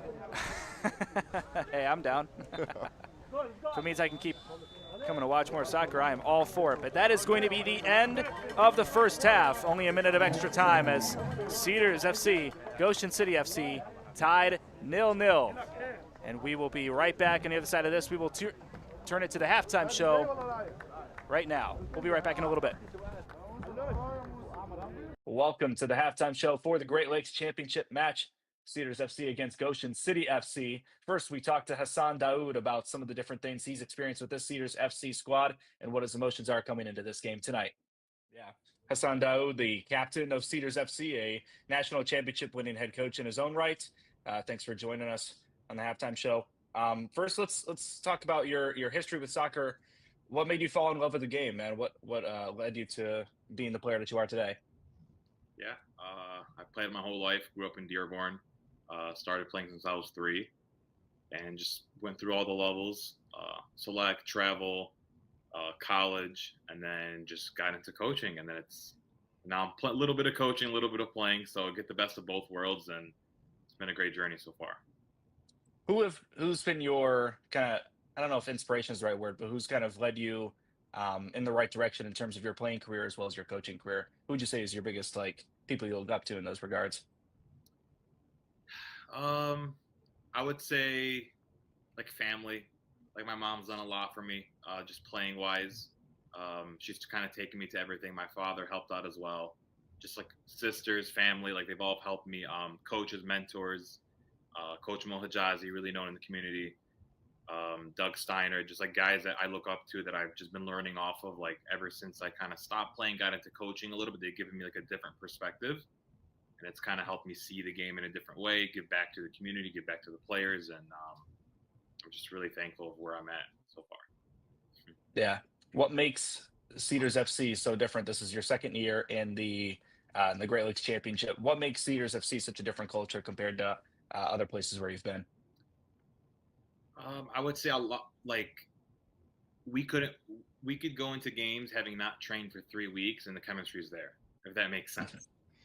That's been us. We've all known each other for 10 to 15 years, so we've all played with each other since we were 6, 7, 8, 9 years old, and it's everyone's kind of winning their own path. We have guys that have gone into Division I college, professional settings, guys that don't go on to play at all, that just stay local. And the level's high, and you could arguably say we're a mixed majority of it is Dearborn community based, but we do have a few players that are not from Dearborn, but they're family. I think we've done a really cool job of being inclusive and open, and I feel that's why the vibes are always good. Awesome. Was that chemistry built in your years on the Jags, or assuming you came up through the Jag system? No, okay. None of it through the Jags. The Jags came a little bit later on towards the end of our playing careers. A lot of the guys grew up playing Wolves, Vardar, or Jags, but we've always done stuff like Cedars on the side that have nothing to do with club, and that's kind of what has kept everything, the chemistry and just all of us together. For this 2025 regular season, are there any moments or games that you've played in or experienced that you feel really define the Cedars as a club? Yeah, there's been so many games. Last year, we weren't really – I think we're in the same situation we were in last year. You get results, you drop results, you kind of wait on others. But I guess, I know, Ben, you've done a lot of our games. You could see we have that chemistry with each other. We try to make the games enjoyable. Sometimes it doesn't work out. That's soccer. But you can see we do try to play. We try to knock the ball around. We like our guys to showcase their talent in the final third, and no matter which way the result goes, I don't think we'll ever lose that identity, because that's always been us. We want to have fun. We want the fans to enjoy it. But most importantly, the players want to enjoy it. So it's that's been and our coaches have preached it all season. The moment you cross that halfway line, go to work. Do what you've done your whole life. So there's really there's no leash. Once everyone knows, once we cross that 50, do whatever you want. You have the financial freedom. We are looking for each other. We know which players to get on the ball. Noor, Ahmed, Hamed, you get them on the ball, they're going to go to work. So it's kind of we know everyone's role in the team, and it's kind of just I think that's been the continuous success that we've had. We also talked to Goshen City FC captain Felipe Gruber about his journey from Venezuela to the United States and what he's learned from this Goshen City FC squad this season. Take a look. Awesome.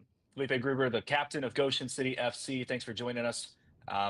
Tell us about your soccer journey. What led you to this moment in time, and what led you to falling in love with the game?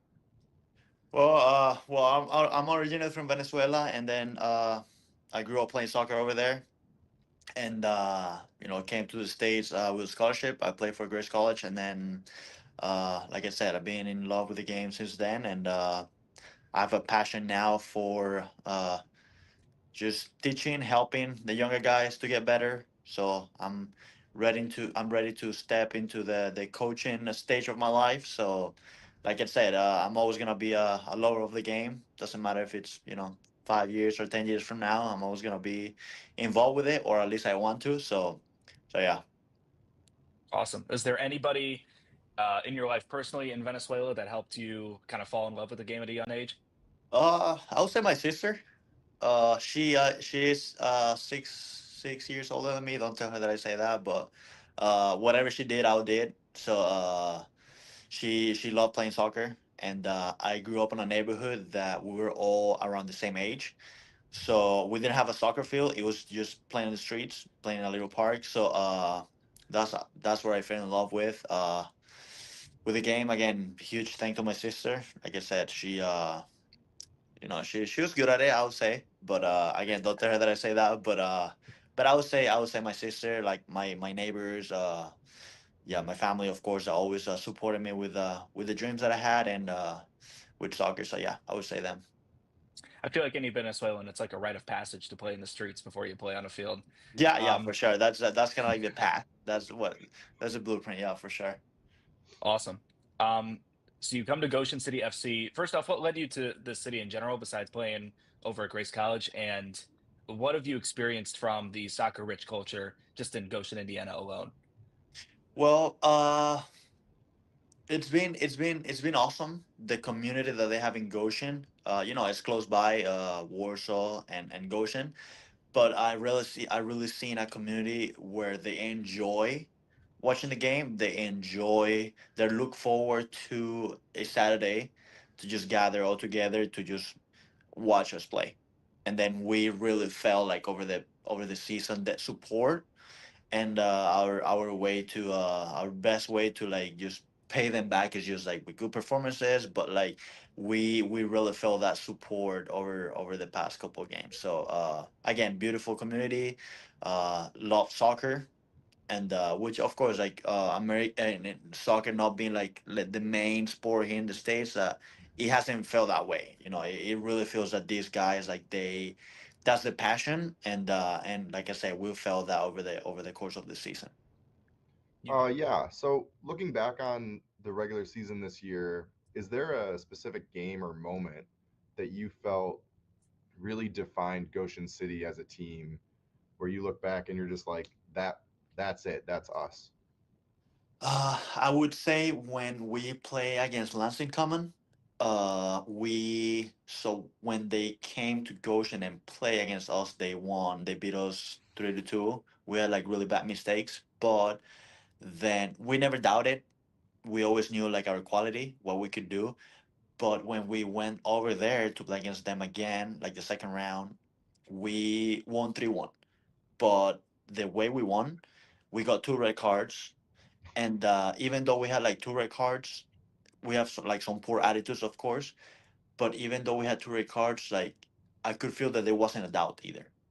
Like, it was a matter of like, okay, these guys made like some poor decisions. Instead of blaming them and like, make them it's their fault, it's just like, okay, we got it. We're A guys, we have to win. We're in a position that we have to win, and then you see guys stepping up, which is what makes me proud, and like especially those guys, because like I say, I have a passion of like helping those guys to just like eventually get better. Seeing those guys step up and get that result after like those really poor decisions, you say, wow, that was really like a turning point in our season. So, and in soccer, everything is about momentum. So after that, we just got like really good momentum, and then that's, like I said, that was a turning point for sure. Thank you to Hassan Daoud as well as Felipe Gruber for joining us on the halftime show. On the other side of this, we will have the live halftime report from Fordson High School in Dearborn. Don't go anywhere.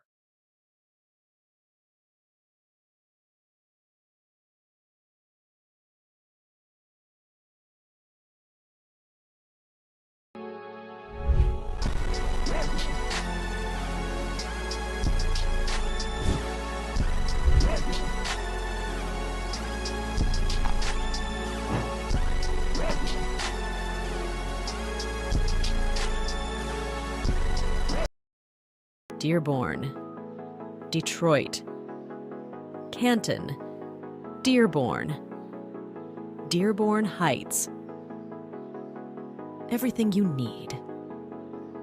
You can shop online at papayaexpress.com.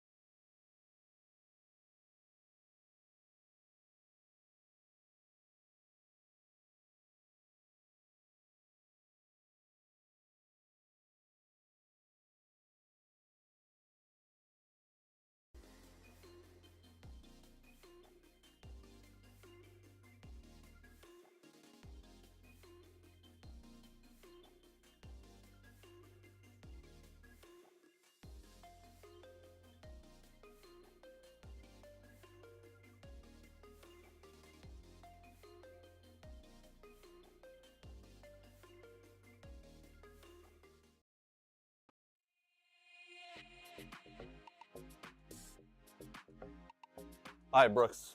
We're at our favorite store, Soccer World in Rochester. We're just gonna do some light shopping. Nothing big.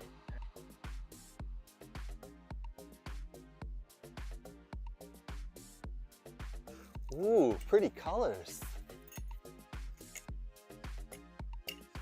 Oh, and one of these too? Ooh, Germany. Nate would like this. Hey, Brooks, look at all these. Look what I got.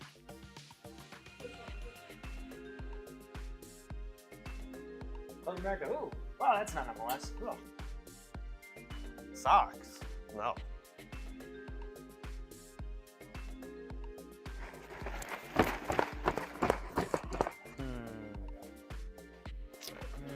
Ooh, a ball pump. Next in line. Sir, you're next. Right. That's a mannequin, you know that. Huh? It's a mannequin. Oh. Sorry, sir.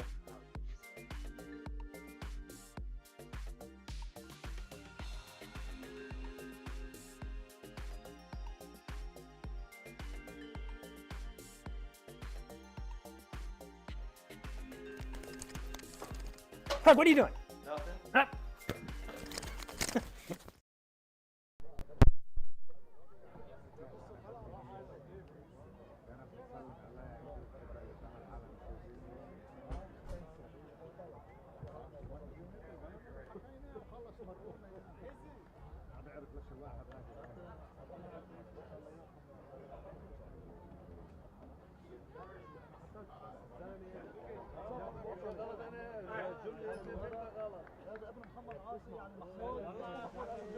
Welcome back to the halftime report, or lack thereof, as these guys are getting ready to start for the second half. And Ben, it has been an electric first half, even though the score is 0-0. What have you seen from both of these sides? I think that these guys are showing pretty much exactly what they've shown all season. You know, Goshen with a very, very controlled approach to the game, so clean on the ball from the back to the front. The touch on the ball's clean, possession's great. I feel like they've been very organized. Meanwhile, the Cedars, more of a lightning in the bottle attack team, and Goshen's been doing a decent job shutting them down on the left side. But two great opportunities popping down at the feet of Ahmad Hamad, and you got to say they're going to be looking for him in the second half. Yeah, subbed out immediately after that second attack, and I believe the only shot on goal was taken by him on Lennart Wider. There have been plenty of shots taken, but a lot of them have been blocked. Stellar back line, and only one yellow card given to Mo Jamal Issa, the 5'7" defender from Oakland, after a tough foul. This has been a very physical game, and there were two no calls in both penalty boxes, or both 18-yard boxes. Would you have called either of those? One? What? You know, the one for, you know, Goshen, I don't know if I would have called that as a penalty. You know, they're saying it was a handball, just for those who haven't watched up to this point. Yeah, the shot comes in, point blank, the hands to the body. It's in a natural position. I think the ref got that one right. But on the other side, Hassan Daoud got nailed in the box. And bulldozed. From here, it looked like a very clear foul. You have to say if that happens outside of the box, you'd probably hear the whistle. And at 0-0, maybe that's the hesitation. That's probably the difference and what caused the ref to stay silent there. But certainly got an earful from Hassan afterwards. Oh, yeah.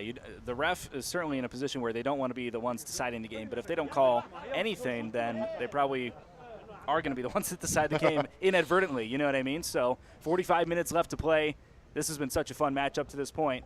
Few new faces coming into this team for Cedars FC, one of them being Andrew Schwartz, a defender from the University of Michigan Dearborn, who's now checked into the game. And Cedars looking to get started right away. Hamad on the near side as the defender will head it away, and Hamad will be the one to throw it in. It's an interesting change in their approach to the second half. The Cedars all season have started with Hamad and Aude for the most part on the sidelines. Eli Bride sends it into the box and into the hands of Lennart Wider, 6-foot goalkeeper from Lourdes University, one of the few men that does not go to school in the Goshen area. As the Goshen City back line trying to keep possession as Andrew Schwartz deflected it off of Rodriguez Lopez's leg before sending it to the defense. Evan Mazurek still in goal. He's expected to go the whole way despite Eli Sizemore being rostered. I think that's just an emergency situation. More players rostered than normal, looks like, for Cedars FC. Yeah, Mazurek could lose an arm and probably still stay in goal. He's been such a solid goalkeeper for them all season, really reliable, gloves. And he hasn't had to save any today. That back line has been helping him out quite a bit. And the Goshen City attack reluctant to press up to this point. That could certainly change with the flip of a switch. Nor Aude try to receive that ball. He will now, looking to get past that back line. Still on that far side, this is Al-Haznawi. Sent it into the box and headed up into the air. Needs to be grabbed, and Hassan Daoud tried to shoulder bump Lennart Wider. Just a little too tough, and Wider will send it out to midfield. Receiving this one, Eli Bride, who's also checked into the game for the second half, was not present in the first half. 6'3" defender from Lourdes University. So going up against his teammate on the other side.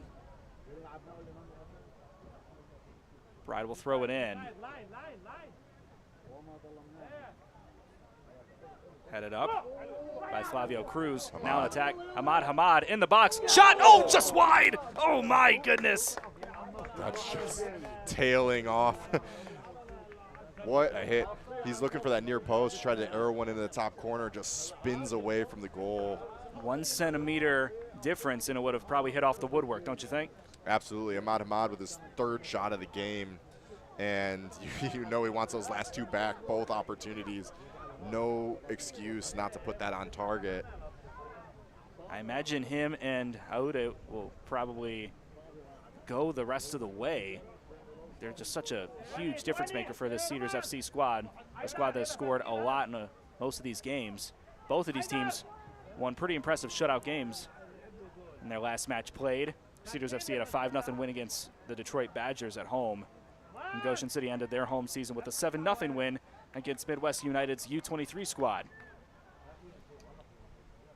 Yeah, Cedars with their last 2 games of the regular season coming against the 2 punching bags of their division. And so scoring 5-0 on the Legends and then 5-0 on the Badgers, you got to say they probably wanted a more stout opponent to prepare for this game, but at the same time, when you need wins and you need goals, those are the teams you want in front of you. Yeah, certainly confidence boosters, if anything else. On the far side of the box, trying to keep it alive, and does before it's headed away. Oh, and a rough shoulder check. Sends number 19, Eli Simonis, to the ground. No call. It was away from the ball, so I'm not sure if the ref saw it, but a little extracurricular contact there between the 2 Elis. I know, yeah. Eli Bride was the one who used those wide shoulders of his and put the Ray Lewis hit on him. Flavio Cruz sends it up to the captain. Great conversation with him, Luis Felipe Gruber. Both of these captains talk about their defining moment coming at a loss that they were able to get the rebound and get the win on. Certainly a crazy win against Lansing Common FC when there were 2 red cards given to the Goshen City side and still came out with the dub. Yeah. Impressive stuff. 2 late goals. Lansing's not an easy place to play. Namad's going to let this one roll past him. He knew he was offside. Daoud. As soon as the pass was made, Ahmad just kind of stood there, just put his head down like, yeah. It's just a timing thing, and they got to work that out because a couple seconds earlier and you're setting this quick dude free. That's where they want him. This is probably the best competition both sides have seen all season long. Not to say anything negative towards the rest of the teams in the Midwest Premier League, as you know, all these teams that have competed across both divisions have been stellar and fantastic in their own right. Trying to get this one out of his feet was Stefan Bondi. Now to Saldivar. They will switch the field, start to attack on the near side. Eli Simonis likes what he sees on the opposite side of the field. Wants Kingsley Canoe. It's headed away by a defender and out for a corner. Third of the day for Goshen City. Yeah, this Midwest Premier League just gets better and better with each season. I know, no right? shortage of talent, but as they say, the cream rises to the top, and we're certainly dealing with that here with the West versus East matchup. One of the best matchups year in and year out. Last year's was a banner as well. Both of these corners so far for Goshen were deflected away by a defender. Let's see what happens here. This is Simonis to take it. Inside. Low, and it's headed away by a defender once again. We'll go out for a throw-in in favor of Goshen City, the Maple Leafs. Simonis will jog from one side of the field to the other to pick it up. Looks like they're setting up for a long throw here. Gonna treat it like a corner almost. Yeah, still 3 got another players ball in the field, box. though. Yeah, I was gonna say, which ball are we using, guys? Rodriguez Lopez will send it out. Center mid from the Chicago Fire 2 squad. Kingsley Canoe wanted the flick. And it goes out. Caught that. And Mazurek. Well, now they're going to change it to a goal kick. Mazurek was right. I definitely thought it deflected off of that defender's head. Yeah, I thought so too. You. Yeah. But the center's right there. You know, he's got a good angle on it. I believe him. Press active for Goshen City. Felipe Gruber in the middle. Kingsley Canoe now on top of the ball. His back line will pass back and forth, try to wear out Goshen City. Both of these teams with a lot of chemistry as they've been playing with each other for the past few years. As Hassan Daoud mentioned in our halftime interview, these guys have been playing with each other for multiple years. Hamad keeps it alive. Running past the entire defense. What's he got? Straight into the arms of Leonard Wider. Second save of the day for Goshen City. And that's what you get with Ahmad Hamad. The guy looks like he's trapped, gets out of the phone booth and just launches himself down the field, breezing by the defenders. His 4th shot of the night. This one's on target, not enough to beat the keeper. Speaking of breezing by, this is Kingsley Canoe in the box, sends it. Mazurek was off position, but the pass was deflected by number 15, Albara Al-Sufi, formerly of Gold Star FC Detroit, of the now dead Nisa League, rest in peace. Hassan Daoud wants Hamad. This is what they've been trying to do all game long. Hamad sends it inside, and offsides call was made before the deflection. Goshen City FC will get it outside of their 18. Lots of applause from this crowd here. Dearborn, Michigan, at Charles Justice Field. Fordson High School, home of the Tractors. You know, the more I see those Tractors, the more they're growing on me. I'll be honest. I'm a big fan of them. Far side of the field, Canoe once again. He's had the ball at his feet quite a bit in this game. Quite a bit this season. Ball stolen away by Ahmad Hamad. Alan Rodriguez Lopez not quick enough, I should say. Foul going to be called on Goshen. Again, the ref's doing a great job with working his advantage. He's going to allow advantage to go there, picks up another foul, nothing comes of it, and he pulls it back for the foul. He's doing a great job letting the players play. Andrew Schwartz wants the ball. Instead, we'll go to Daoud. Gets it deflected away. Gruber will send it back to the center mid, and now the center back. This is Gruber once again. Eli Simonis.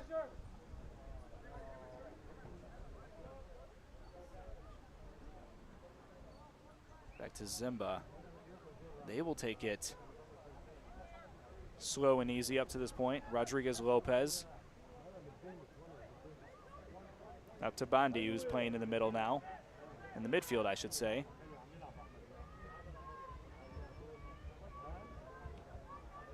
Now Cedars looking to take their time on possession.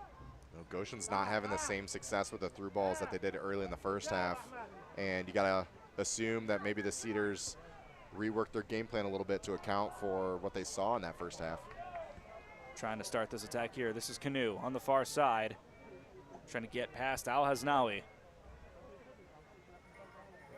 Shot deflected over the net. It's out for a corner.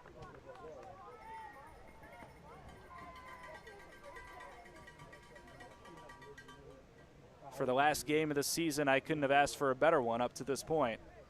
I've had a lot of fun not only working with you today here, Ben, but also the Point Images crew all season long. And We Are Soccer. It's been a pleasure being able to bring you Great Lakes East Conference matchups, division matchup, I should say. Here's the corner from Simonis. A little far and just over the heads of everybody. Kingsley Canoe putting hands on his head, thinking he should have had that one. That's a great service.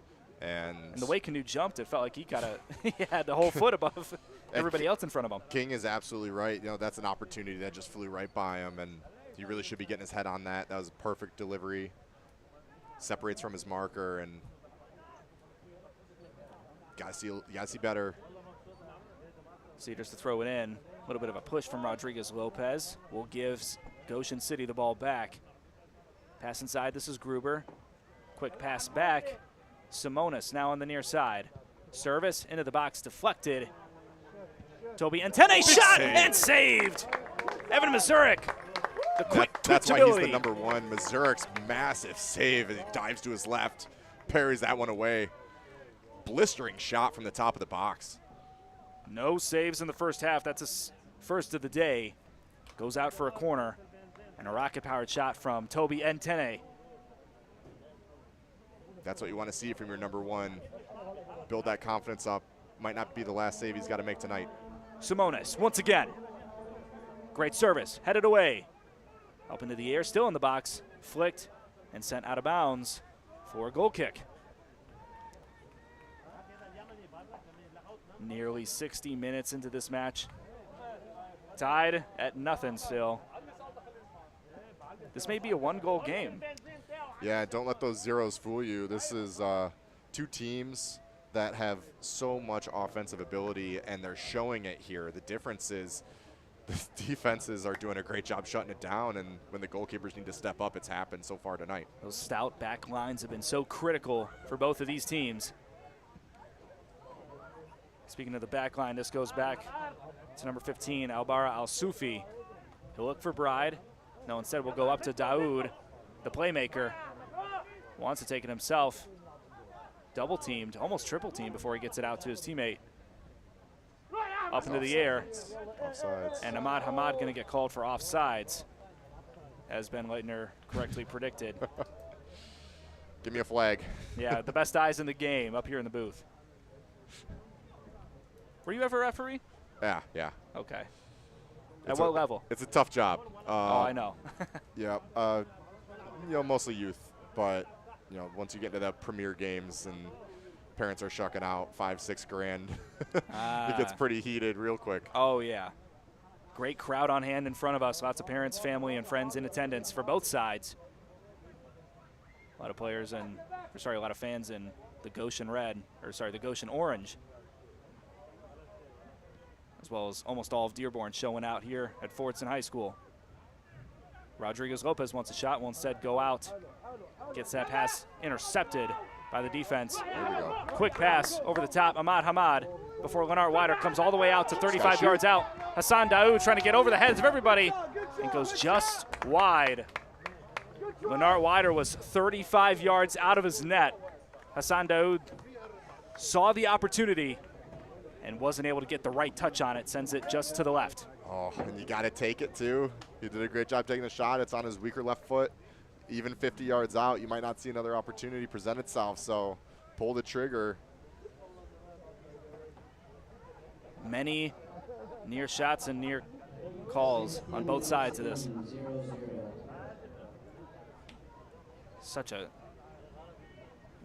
Just a lot of critical missteps by both sides. Not missteps, but a lot of great defense. And some of these shots, if they go just an inch to the left or to the right, could have changed the game completely. Absolutely. For both of these teams. You got to aim for the corners if you want it to hit the back of the net sometimes. Some of those goalkeepers can do some magical things. Canoe had someone out wide and said, we'll deflect it off the leg of a Cedars defender. Throw in to be taken by Felipe Gruber. Give it to Bandy. Gruber will send it to Canoe. Has Bandy in front of him, not able to jog up and catch up with the defender. Goes out for a goal kick.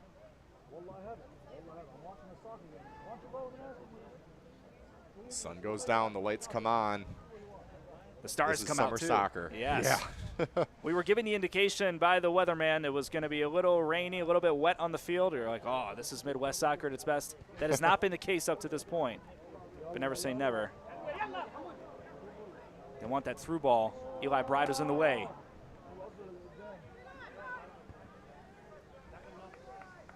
Felipe Gruber, center midfield. Now up to Rodriguez Lopez, building up the attack. And Tene, typically in the middle, was playing out wide for that one. Jose Saldivar will go back out to Simonis. Now back out to Gruber. Will go inside. And Tene's shot. They want the handball call, not going to get it. And that ball cleared out, sent into the window. The house is nearby. Yeah, even in this packed defensive third, even this far up the field, Goshen's so calm and tactical on the ball, probing around, looking for that window, and it presenting itself. The shots are just over the crossbar, and those goals don't count. Tyler Bourne went up to the fourth official and was like slapping his arm, saying, it hit him here, it hit him here. Very funny to watch. That's a man with a lot of passion, not only for his team, but for the city of Goshen, Indiana as a whole. Had a lot of fun researching them prior to this match, just seeing how the heartbeat of soccer is alive and well in that city. I would compare it to the Troy. If Troy, Michigan had an Indiana counterpart, I would say Goshen is it. Not to take anything away from Dearborn. Here we go, Goshen City. Now dribbling up. This is Saldivar. Over the top, wants Flavio Cruz. Headed.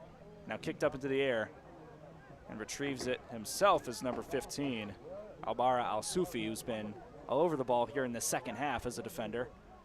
Typically a midfielder, but no stranger to that center back position. That's a crafty way to break up the play. Absolutely. Suleiman Abuzema now on the ball, gets it up to Hamoud. Daoud gets tripped. Clear as day. Just wearing that defender. Oh, yeah. Lindo Zimba, 6'3" center back from Winthrop University. I do believe that's Division I, if I'm correct. He's certainly playing like a Division I player. I believe you. Oh, yeah. This entire back line, if you said they all played on the same college and been with each other since they were 5 years old, I'd believe you. The way these stout back lines have been in unison all evening. As we mentioned, the sun is setting. The stars are coming out in more ways than one. Andrew Schwartz trying to catch up to the ball. He does. Gets it inside. Across. Not there in time. Great defense from number 3, Ariel Matute, to be in the right position to not allow him to get that cross that he wanted. Yeah, sometimes it's not about making a tackle on defense. It's simply about diffusing the options from your opponent. And you saw there, Cedars run out of room. That ball rolls out of bounds for a goal kick. Alan Rodriguez Lopez was on the ground for a moment. They called for the trainer, but now he's walking on his own. Wonder if the center ref's going to make him get off the field. Off screen. He's in the middle of the field now at this point. He's taking his good old time getting off. Nearly 65 minutes into this. Hassan, you got to catch that. Water bottle sent his way. He drops it. And, you know, even with the sun down, it's still 80 degrees here. So make no mistake, these guys are working. A much-needed water break. Yep. Rodriguez-Lopez will sub out due to that injury. Maxime Bregion from Grace College is now in. He started the game, did not start the second half, though. Remember, Midwest Premier League rules, you can sub in once in each half.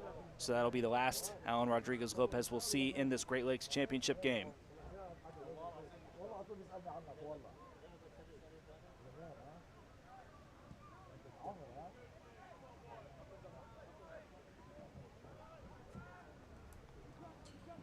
That's Salman doing a good job cleaning up these through balls. Again, Goshen not having the same success that they had in the first half. Those through balls were their main path to goal in the first half. They're going to have to figure out a different way through, it looks like, if Cedars have figured them out.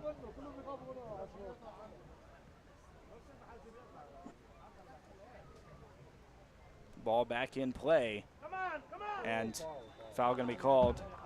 Kingsley Canoe's knocked over. And about 23 yards out from the net, Goshen City FC will have a chance for a free kick and a set piece to put together as multiple players will surround the ball. And Goshen City will move the ball up just a yard or two.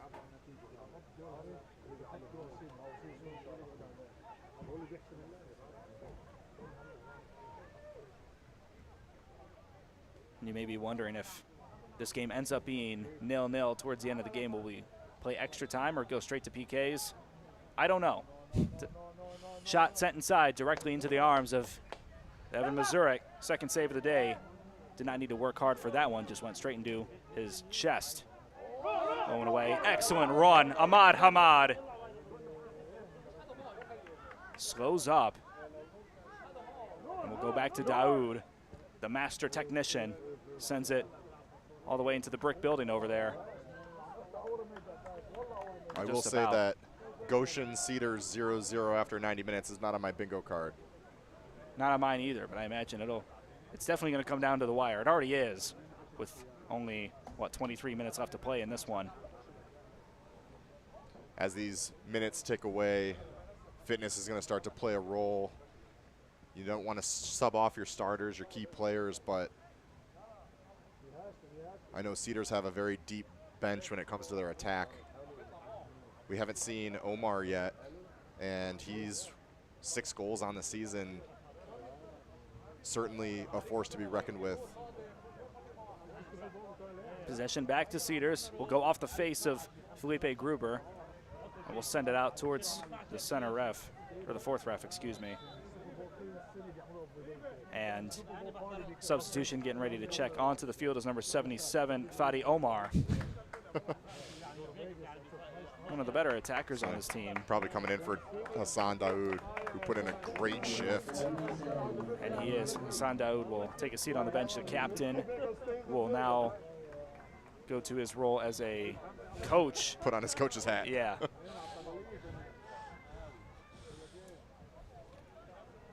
And Fadi Omar, 6 goals on the season, if I have that right. The 6'1" attacker from Albania. He scored some big ones, most notably the one that comes to mind right now when they were playing Liquid FC early in the season. They're down 1-0, and he scored in the 93rd minute. Like this beautiful cross and header goal, and that's what the Cedars might need tonight. I was going to say that 93rd minute might be very pivotal in this match. Of course, that ended up being a massive goal for them. Gave them the 1-1 tie, and without that, they wouldn't be here tonight. That's right. They tied the Michigan Stars U23 squad in points, but they had that head-to-head win above them, so they were able to advance to this championship match tonight. Eli Bride. Out wide. Ahmad Hamad doing his magician work as usual. Into the box. Oh, my goodness. Sends a defender on his feet. Scores! Oh, my gosh! Great save by Leonard Wider. Oh, I thought for sure I thought for sure it was in. June Player of the Month for a reason. That is what Hamad brings to the table. He's snaking through, man, 6 players? I don't know. Oh my gosh, snake is the right word for it. He is slippery and slithering all throughout the 18-yard box. Big kick save to keep that out. That is a massive save. Oh my gosh. Leonard Wider.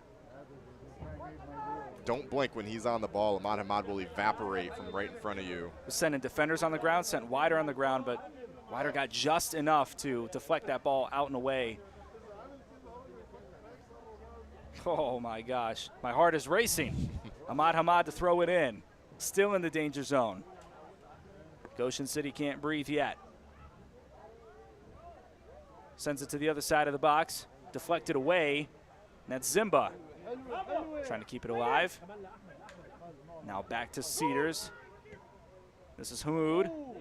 One and Hamad. It's deflected away, and Hamad will be the one to throw it back to Hamoud. Pass inside. Schwartz not quick enough. Attacking chance. And slipped. Begging for the foul was Antene, Toby Antene. I was about to say, you might want to foul that guy before it gets too far up the field, and he went down for you. Yeah.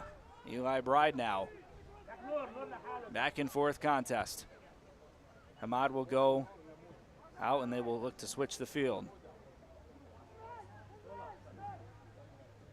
Abu Zema now back to the defensive line. That's Ahmad Salman.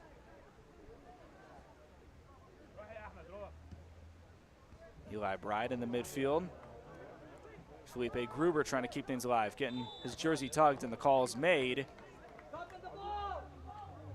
Not enough for a yellow, but no, just a little. Play. Yeah, just a little jersey tug. That's all you need. I believe they call those professional fouls. Yes. Jose Saldivar. Back. Trying to be patient here through this press defense.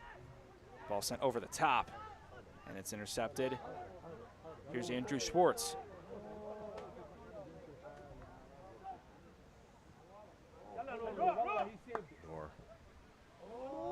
Trying to get this attack going.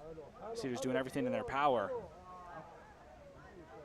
Now back in the back line of Goshen City before moving it up to Bregion. This is Antene, not the right touch. Out of bounds and a throw in for Cedars FC. Goshen's got Noor's number today. Unfortunately for Cedars FC. Less than 18 minutes to go before stoppage time. 0-0, of course. As Ahmad Hamad has had a few crazy near chances. There's a foul. Foul going to be called on Goshen City as number 17, Mohammed Hamoud, took a tumble. Andrew Schwartz, a futsal player for Futsal Factory in the National Futsal Premier League. He's got great ball control.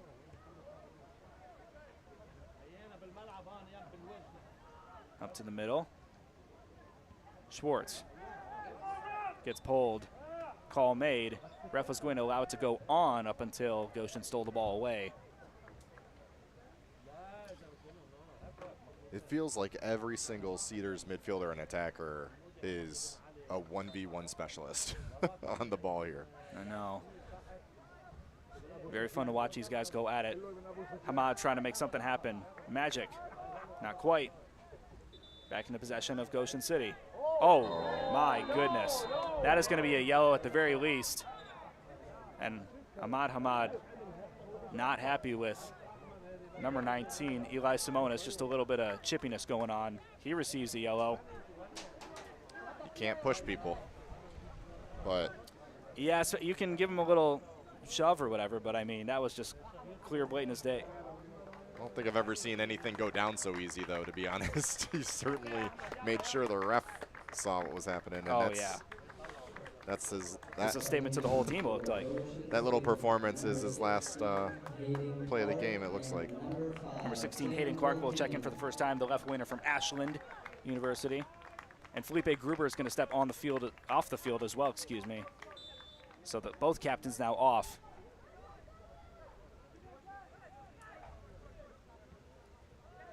And Flavio Cruz, who's been wearing a captain's band for the entire game, excuse me. Now we're going to take the reins as the sole captain. Oh boy. Ball sent up, down the way. Attacking chance here. Shot over the head and into the net! Stefan Bandy! Eat your heart out, Goshen City to take the lead. 75th minute. What a cheeky finish. Just lobs it over. And look at this celebration. They've been waiting for that one all game long. Goshen City FC now up 1-0. The Goshen fans making their noise on the road underneath the bright lights. And man, oh man, that goal was much needed and very necessary for them to take advantage in this match. Let's see how Cedars respond. They're going to turn up the heat here. We're in for a action-packed 15 minutes to end this game. And Bondi, we've been singing his praises all game long for his defense, but he finally moves up into the attacking front and has an excellent finish over the head of Evan Mazurek to take the lead. Tucked it into the side netting too. He was not leaving anything to chance with that finish. Beautiful stuff. Cedars FC now trying to go quick. Abuzema. Now out, this is Eli Bride. Tim Wilkening, the center back from Goshen College, is now checked in for the city side as well. The orange side, I should say.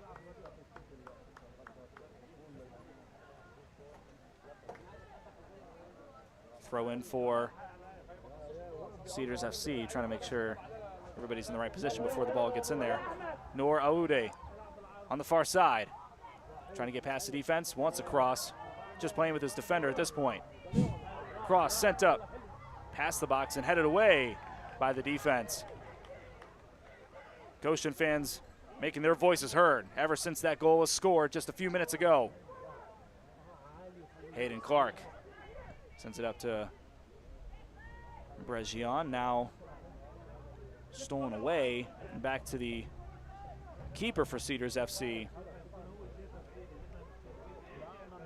Cedars wasted no time at all to switch up to a back three. They're going to throw some players forward. And they're able to do so. This is a team that's very good on the attacking front, just need to give themselves more chances. Pass not where it was intended to go. Instead, it will fall right to the feet of Lennart Wider, who's been stellar in this match, top to bottom. Unbelievable. Crossing into the head of Canoe. Now this one's stolen away. Al-Haznawi.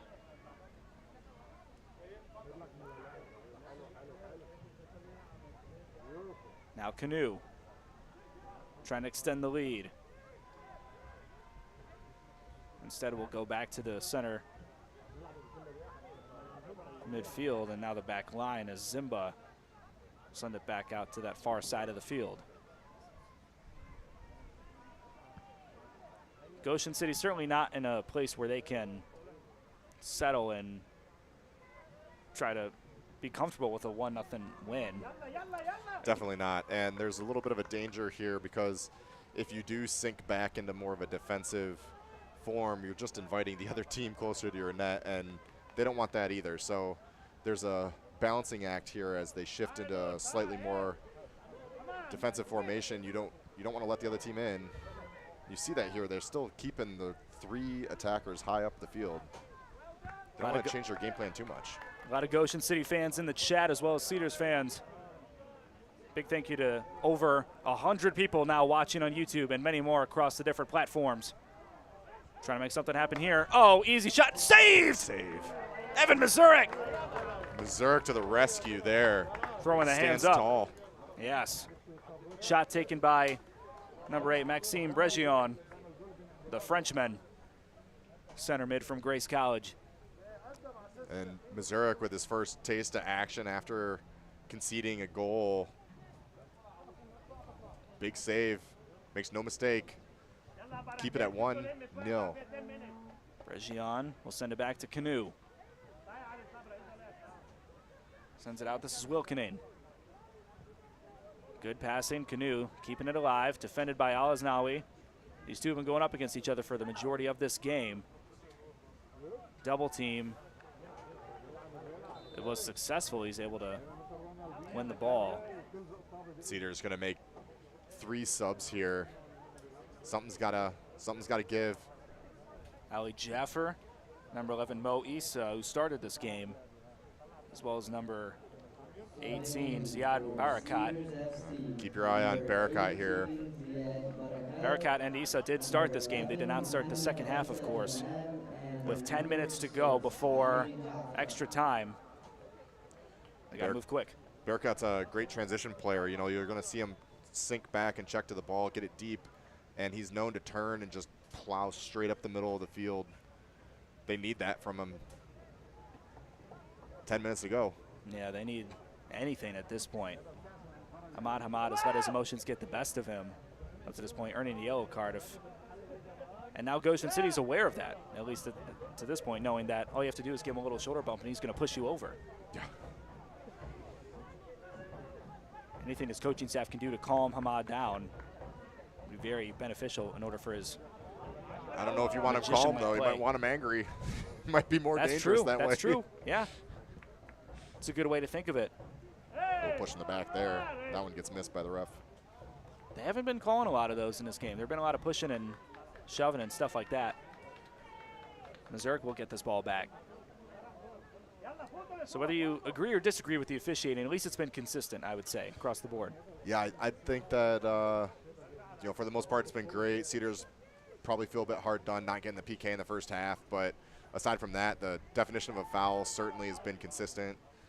He's doing a great job explaining what he's calling, because the refs aren't really getting in his face, or the players aren't getting in the ref's face. Yeah, it's been a very professional game up to this point. Only 2 yellows, both on Cedars, and both for just one for a tough foul, the other because his emotions got the best of him. So other than that, it's been, you know, just very. The calls have been down the middle, and it's been a fair game by both sides. Neither of these teams are looking to play bully ball by any means necessary. As I say that, Barakat levels, or tried to level at least. Hayden Clark, he stays on his feet. Heavy challenge, but he's going for the ball, and that's why that card's not coming out of the pocket. It'll be Flavio Cruz, left back from Grace College, to send it up. That's number 8, Bregion, who had that shot on goal most recently against Mazurek. And the raw touch from number 17, Mohammed Hamoud, the midfielder from Oakland, gives Goshen the throw in the danger zone. He sends it in. Want to grab it and push, and tight defending. Yeah, Tim Wilkening still able to retain possession, I think. It'll be Hayden Clark to receive the throw in the box. Here we go. And now trying to make something happen quick. That pass just a little too far for 77 Fadi Omar. Ariel Matute. It's a great counter opportunity that they let get away from them there. You got to find your target, go 4-on-3 at the other team. Now more than ever, you need it. Goshen City is taking their time. They recognize less than 10 minutes to play. There's no scoreboard in the arena, so they're kind of basing a lot of this stuff off of their own internal clock, which may or may not be accurate. Ours is, though, thank goodness. Tough fall for that Goshen dribbler. And Clark will do some fancy moves before getting it to his teammate Bregion. And Tene, center field, goes out to Canoe now on the far side against Al Hasnali. Wanted Antene on the shot, not able to get it to him though. Matute able to retain possession for Goshen. You can see the panic in the way the Cedars are playing right now. Goshen staying very calm and organized. Almost seems like they got an extra player on the field because they're so well spaced out. Headed back by Jaffer. Ball sent inside. And now Bregion will get it up to Canoe. Cedars got to get back to their game plan, feed the danger men on the edges, and attack the way they've been attacking all season. Bregion sends it into the arms of Evan Mazurek. The Cedars FC crowd begging for their team to get something going. Jaffer in the middle will go towards Fadi Omar before it's deflected away back to the far side of the field. Goshen City playing damn near 6 men in the back, trying to prevent anything to touch the net. It's a straight line. What's that? 5 guys. This is a championship match. This game cannot end in a draw. Someone has to be crowned. And that pass not where it was supposed to go, off the foot of Mo Issa. Flavio Cruz will take his time. I was told if it was a tie, we got to take the trophy home, actually. The broadcast team, you mean? Yeah. Yep. Yeah. We Are Soccer. Hey, they got a nice office over there in Novi, you know, that where they do the Sunday show. Can put it somewhere. I'll settle for the participation medal. Yeah, we'll get the little the pin or whatever, you know what I mean? First place pin. Some substitutions made, it looks like. Number 8, Masar Dial, as well as number 9, Faisal Nasrallah. Both of those are attackers subbing onto the field. And Kingsley Canoe, he has been excellent on the ball, and he will take a step off for Javier Enciso. This pause and play feels like, when you're playing FIFA 24 and you just pause it, and now you're switching to whatever formation throws everyone forward. That seems to be what Cedars are up to right now, and we'll see if it pays off. I usually find myself down in those games, so I definitely relate to what you're talking about. It's certainly a Hail Mary. Yes. Certainly some extra time will be added on because of some of these stoppages. Handball, that's got to be a yellow. It's intentional handball to stop play. No yellow given. That's Bregion. Bregion getting away with one. Good opportunity to send one into the box here for the Cedars. That'll be Hamoud. See who's hungrier. Almost all attackers on the field for Cedars, sent directly into the arms of Lennart Wider. Good positioning from him. He's been excellent in between the pipes all game long. And he did the Jordan Pickford laydown afterwards where he just kind of burned an extra 10 seconds off the clock. That's become common with a lot of these games. Just throughout the game of soccer in general. Ali Jaffer. Game management, clock management is going to be huge here for Goshen. They've not seen much of the ball these last 5-10 minutes, allowing Cedars to ease back into their comfort zone. Now Cedars with damn near all 11 of their players can find attack, and Ahmad Hamad, that ball was clearly intended for him. He shrugs his shoulders saying, "What do you want me to do?" But he just stood there. Yeah, it's not the right. That through ball is not the right ball to play there. Ahmad wants it at his feet so he can turn and take him into the box. That through ball is a tough one. I don't know how many more subs Cedars has, but I imagine that kind of attitude is not what you want with only a couple minutes left to go in this game.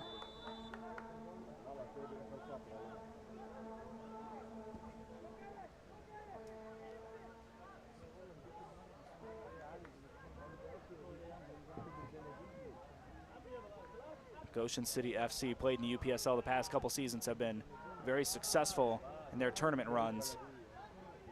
This is their first season in the Midwest Premier League and are only a couple minutes away from winning the championship in their first season as a club. Or not as a club, but in the Midwest Premier League as a whole. And Ciso on Goshen sprinting around the field. Wouldn't say it's the 89th minute watching the way that he's running. And Ciso checked in only a few minutes ago. Oh, that makes sense. He's got some energy. Yes. Goshen needs that if they want to stay alive in this one. This is Barakat. Mo Issa inside, deflected away.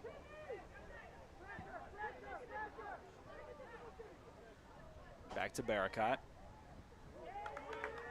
Sent out of bounds. Ahmad Hamad will be the one to throw it in. We'll go back to the defensemen. Sent to the shoulder of a Goshen City player.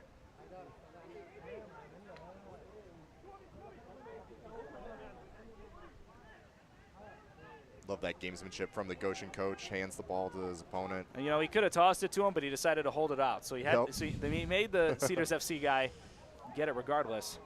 Ahmad Hamad tried to draw the foul. Nothing there. Went off his chest as he fell down to the ground. Tim Wilkenane loses the ball. Things are getting a little chaotic down there. Yeah, 90th minute. Yeah, we are now in extra time.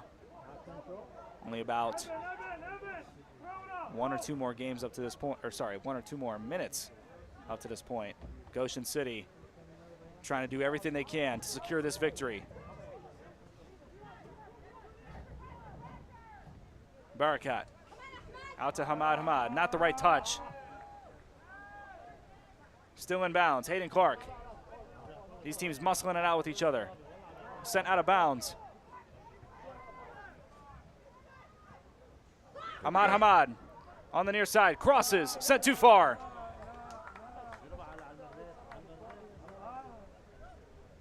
It is going to be a throw-in for, I believe, Goshen. Yeah, I was going to say, nobody got a hand on it.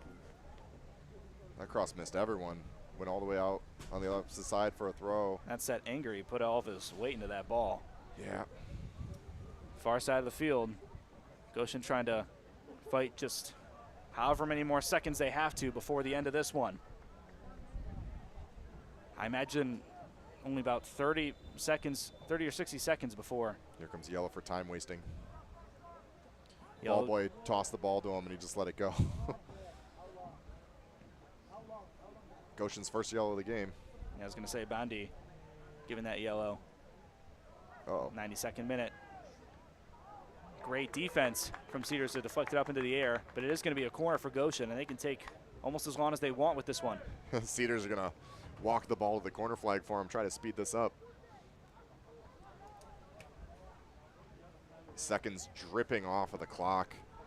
Painful for the Cedars. They really need to take possession of the ball and get it upfield as quickly as possible and make something with it.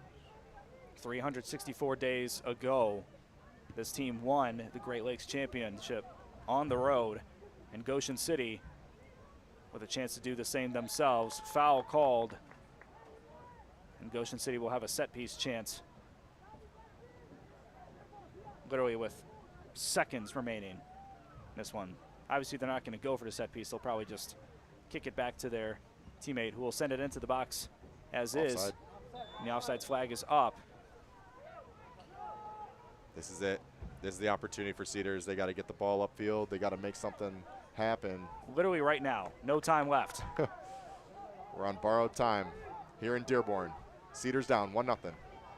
Fordson High School, home of the Tractors, trying to make something happen here. Headed up and away, and now going to go into the arms of Glenart Wider once the Cedars player runs up to him. That might be it. Let's see if we hear the whistle on the punt or if we got another 30 seconds or so to play. I was going to say, this is already more time than I thought we would get. So when you get a yellow for time wasting and extra time, the ref tends to punish you. Here we go. Shot taken, scored. There it is. Nail in the coffin. Javier Enciso to secure the win for Goshen City FC.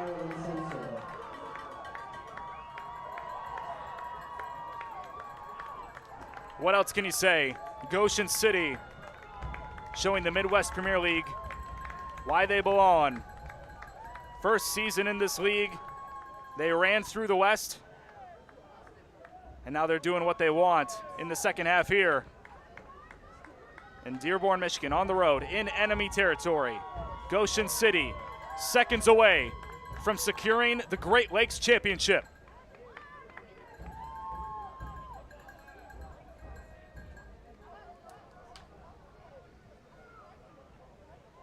And if the Cedars were desperate before, we're about to see the Hail Mary runs coming. I mean, how much more time can you put? Ahmad Hamad dribbling for his life. Let's see what kind of magic he has here. Crosses into the box. Oh my goodness! Scored! Cedars snatch one back at the death. Masar Diao. Masar Diao in the 95th minute. They're not dead yet. Confetti shooting up into the air and into our box. Holy smokes.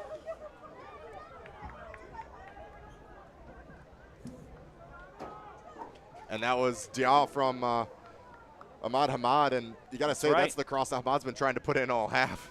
Oh, yeah. He finally got it right there in the 94th minute. Goshen City sleeping, and Goshen City's just electing to send it out. And the question from the Goshen bench has got to be, how much more time? How much more time? I mean,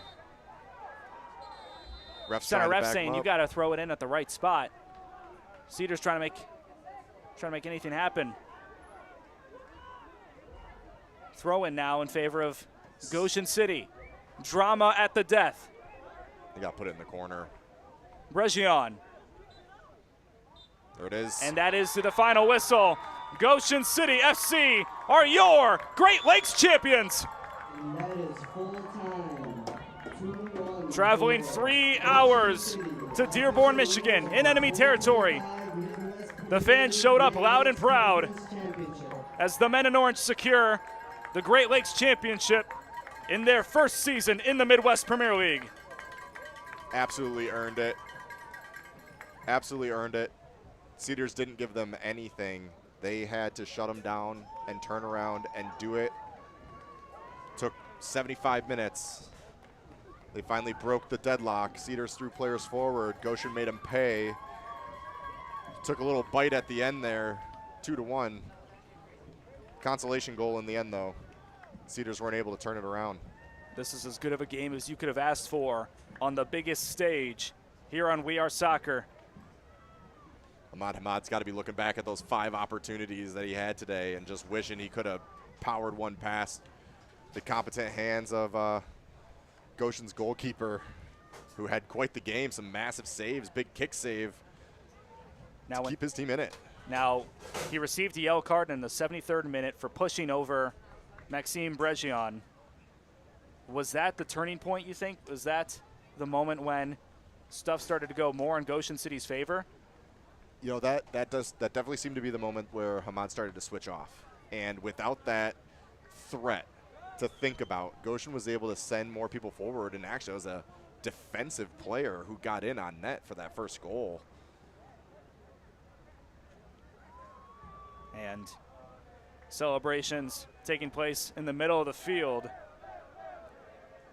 We'll take a step aside, but I do believe, if I have it right, we will stay alive for the championship celebration and the trophy raising for Goshen City FC. Such a soccer-rich culture. This is a trophy that they've earned all season long, and with a beautiful performance today. Dance your heart out, gentlemen. Tyler Bourne, someone who bleeds for this city. Certainly not the last we'll see from Goshen. They had such a dominant performance. They did not walk through all of their opposition. They took some hits early in the season. They got 2 draws, a loss in the middle of the season, and from that point forward, it was all wins. It's almost like that loss woke them up. They had to get knocked down to get back up. And, I mean, you can go down the entire roster and talk about how incredible these performances were. Lennart Wider, 3 saves for him, 1 in the first half. That was pretty early on, but 2 incredible saves. I think both against Ahmad Hamad, if I remember right. Critical, yes. I mean, and one of them, I literally said goal. I thought it was inside the net. But doing just enough, I believe, with the left leg to be able to send that ball out of the net. Stefan Bondi was the one who broke the tie for Goshen City.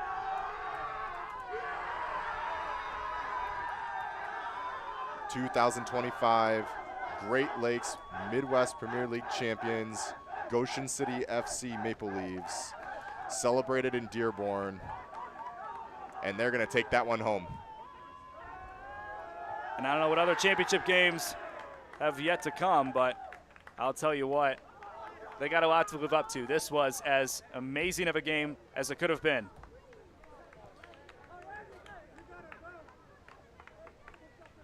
Trophies will be celebrated with, pictures will be taken, medals will be handed out. And from us at We Are Soccer, it's been such an honor and such a blessing to be able to provide these games for you all season long for Inter Detroit, for the Michigan Jaguars, for Troy United, as well as Cedars FC.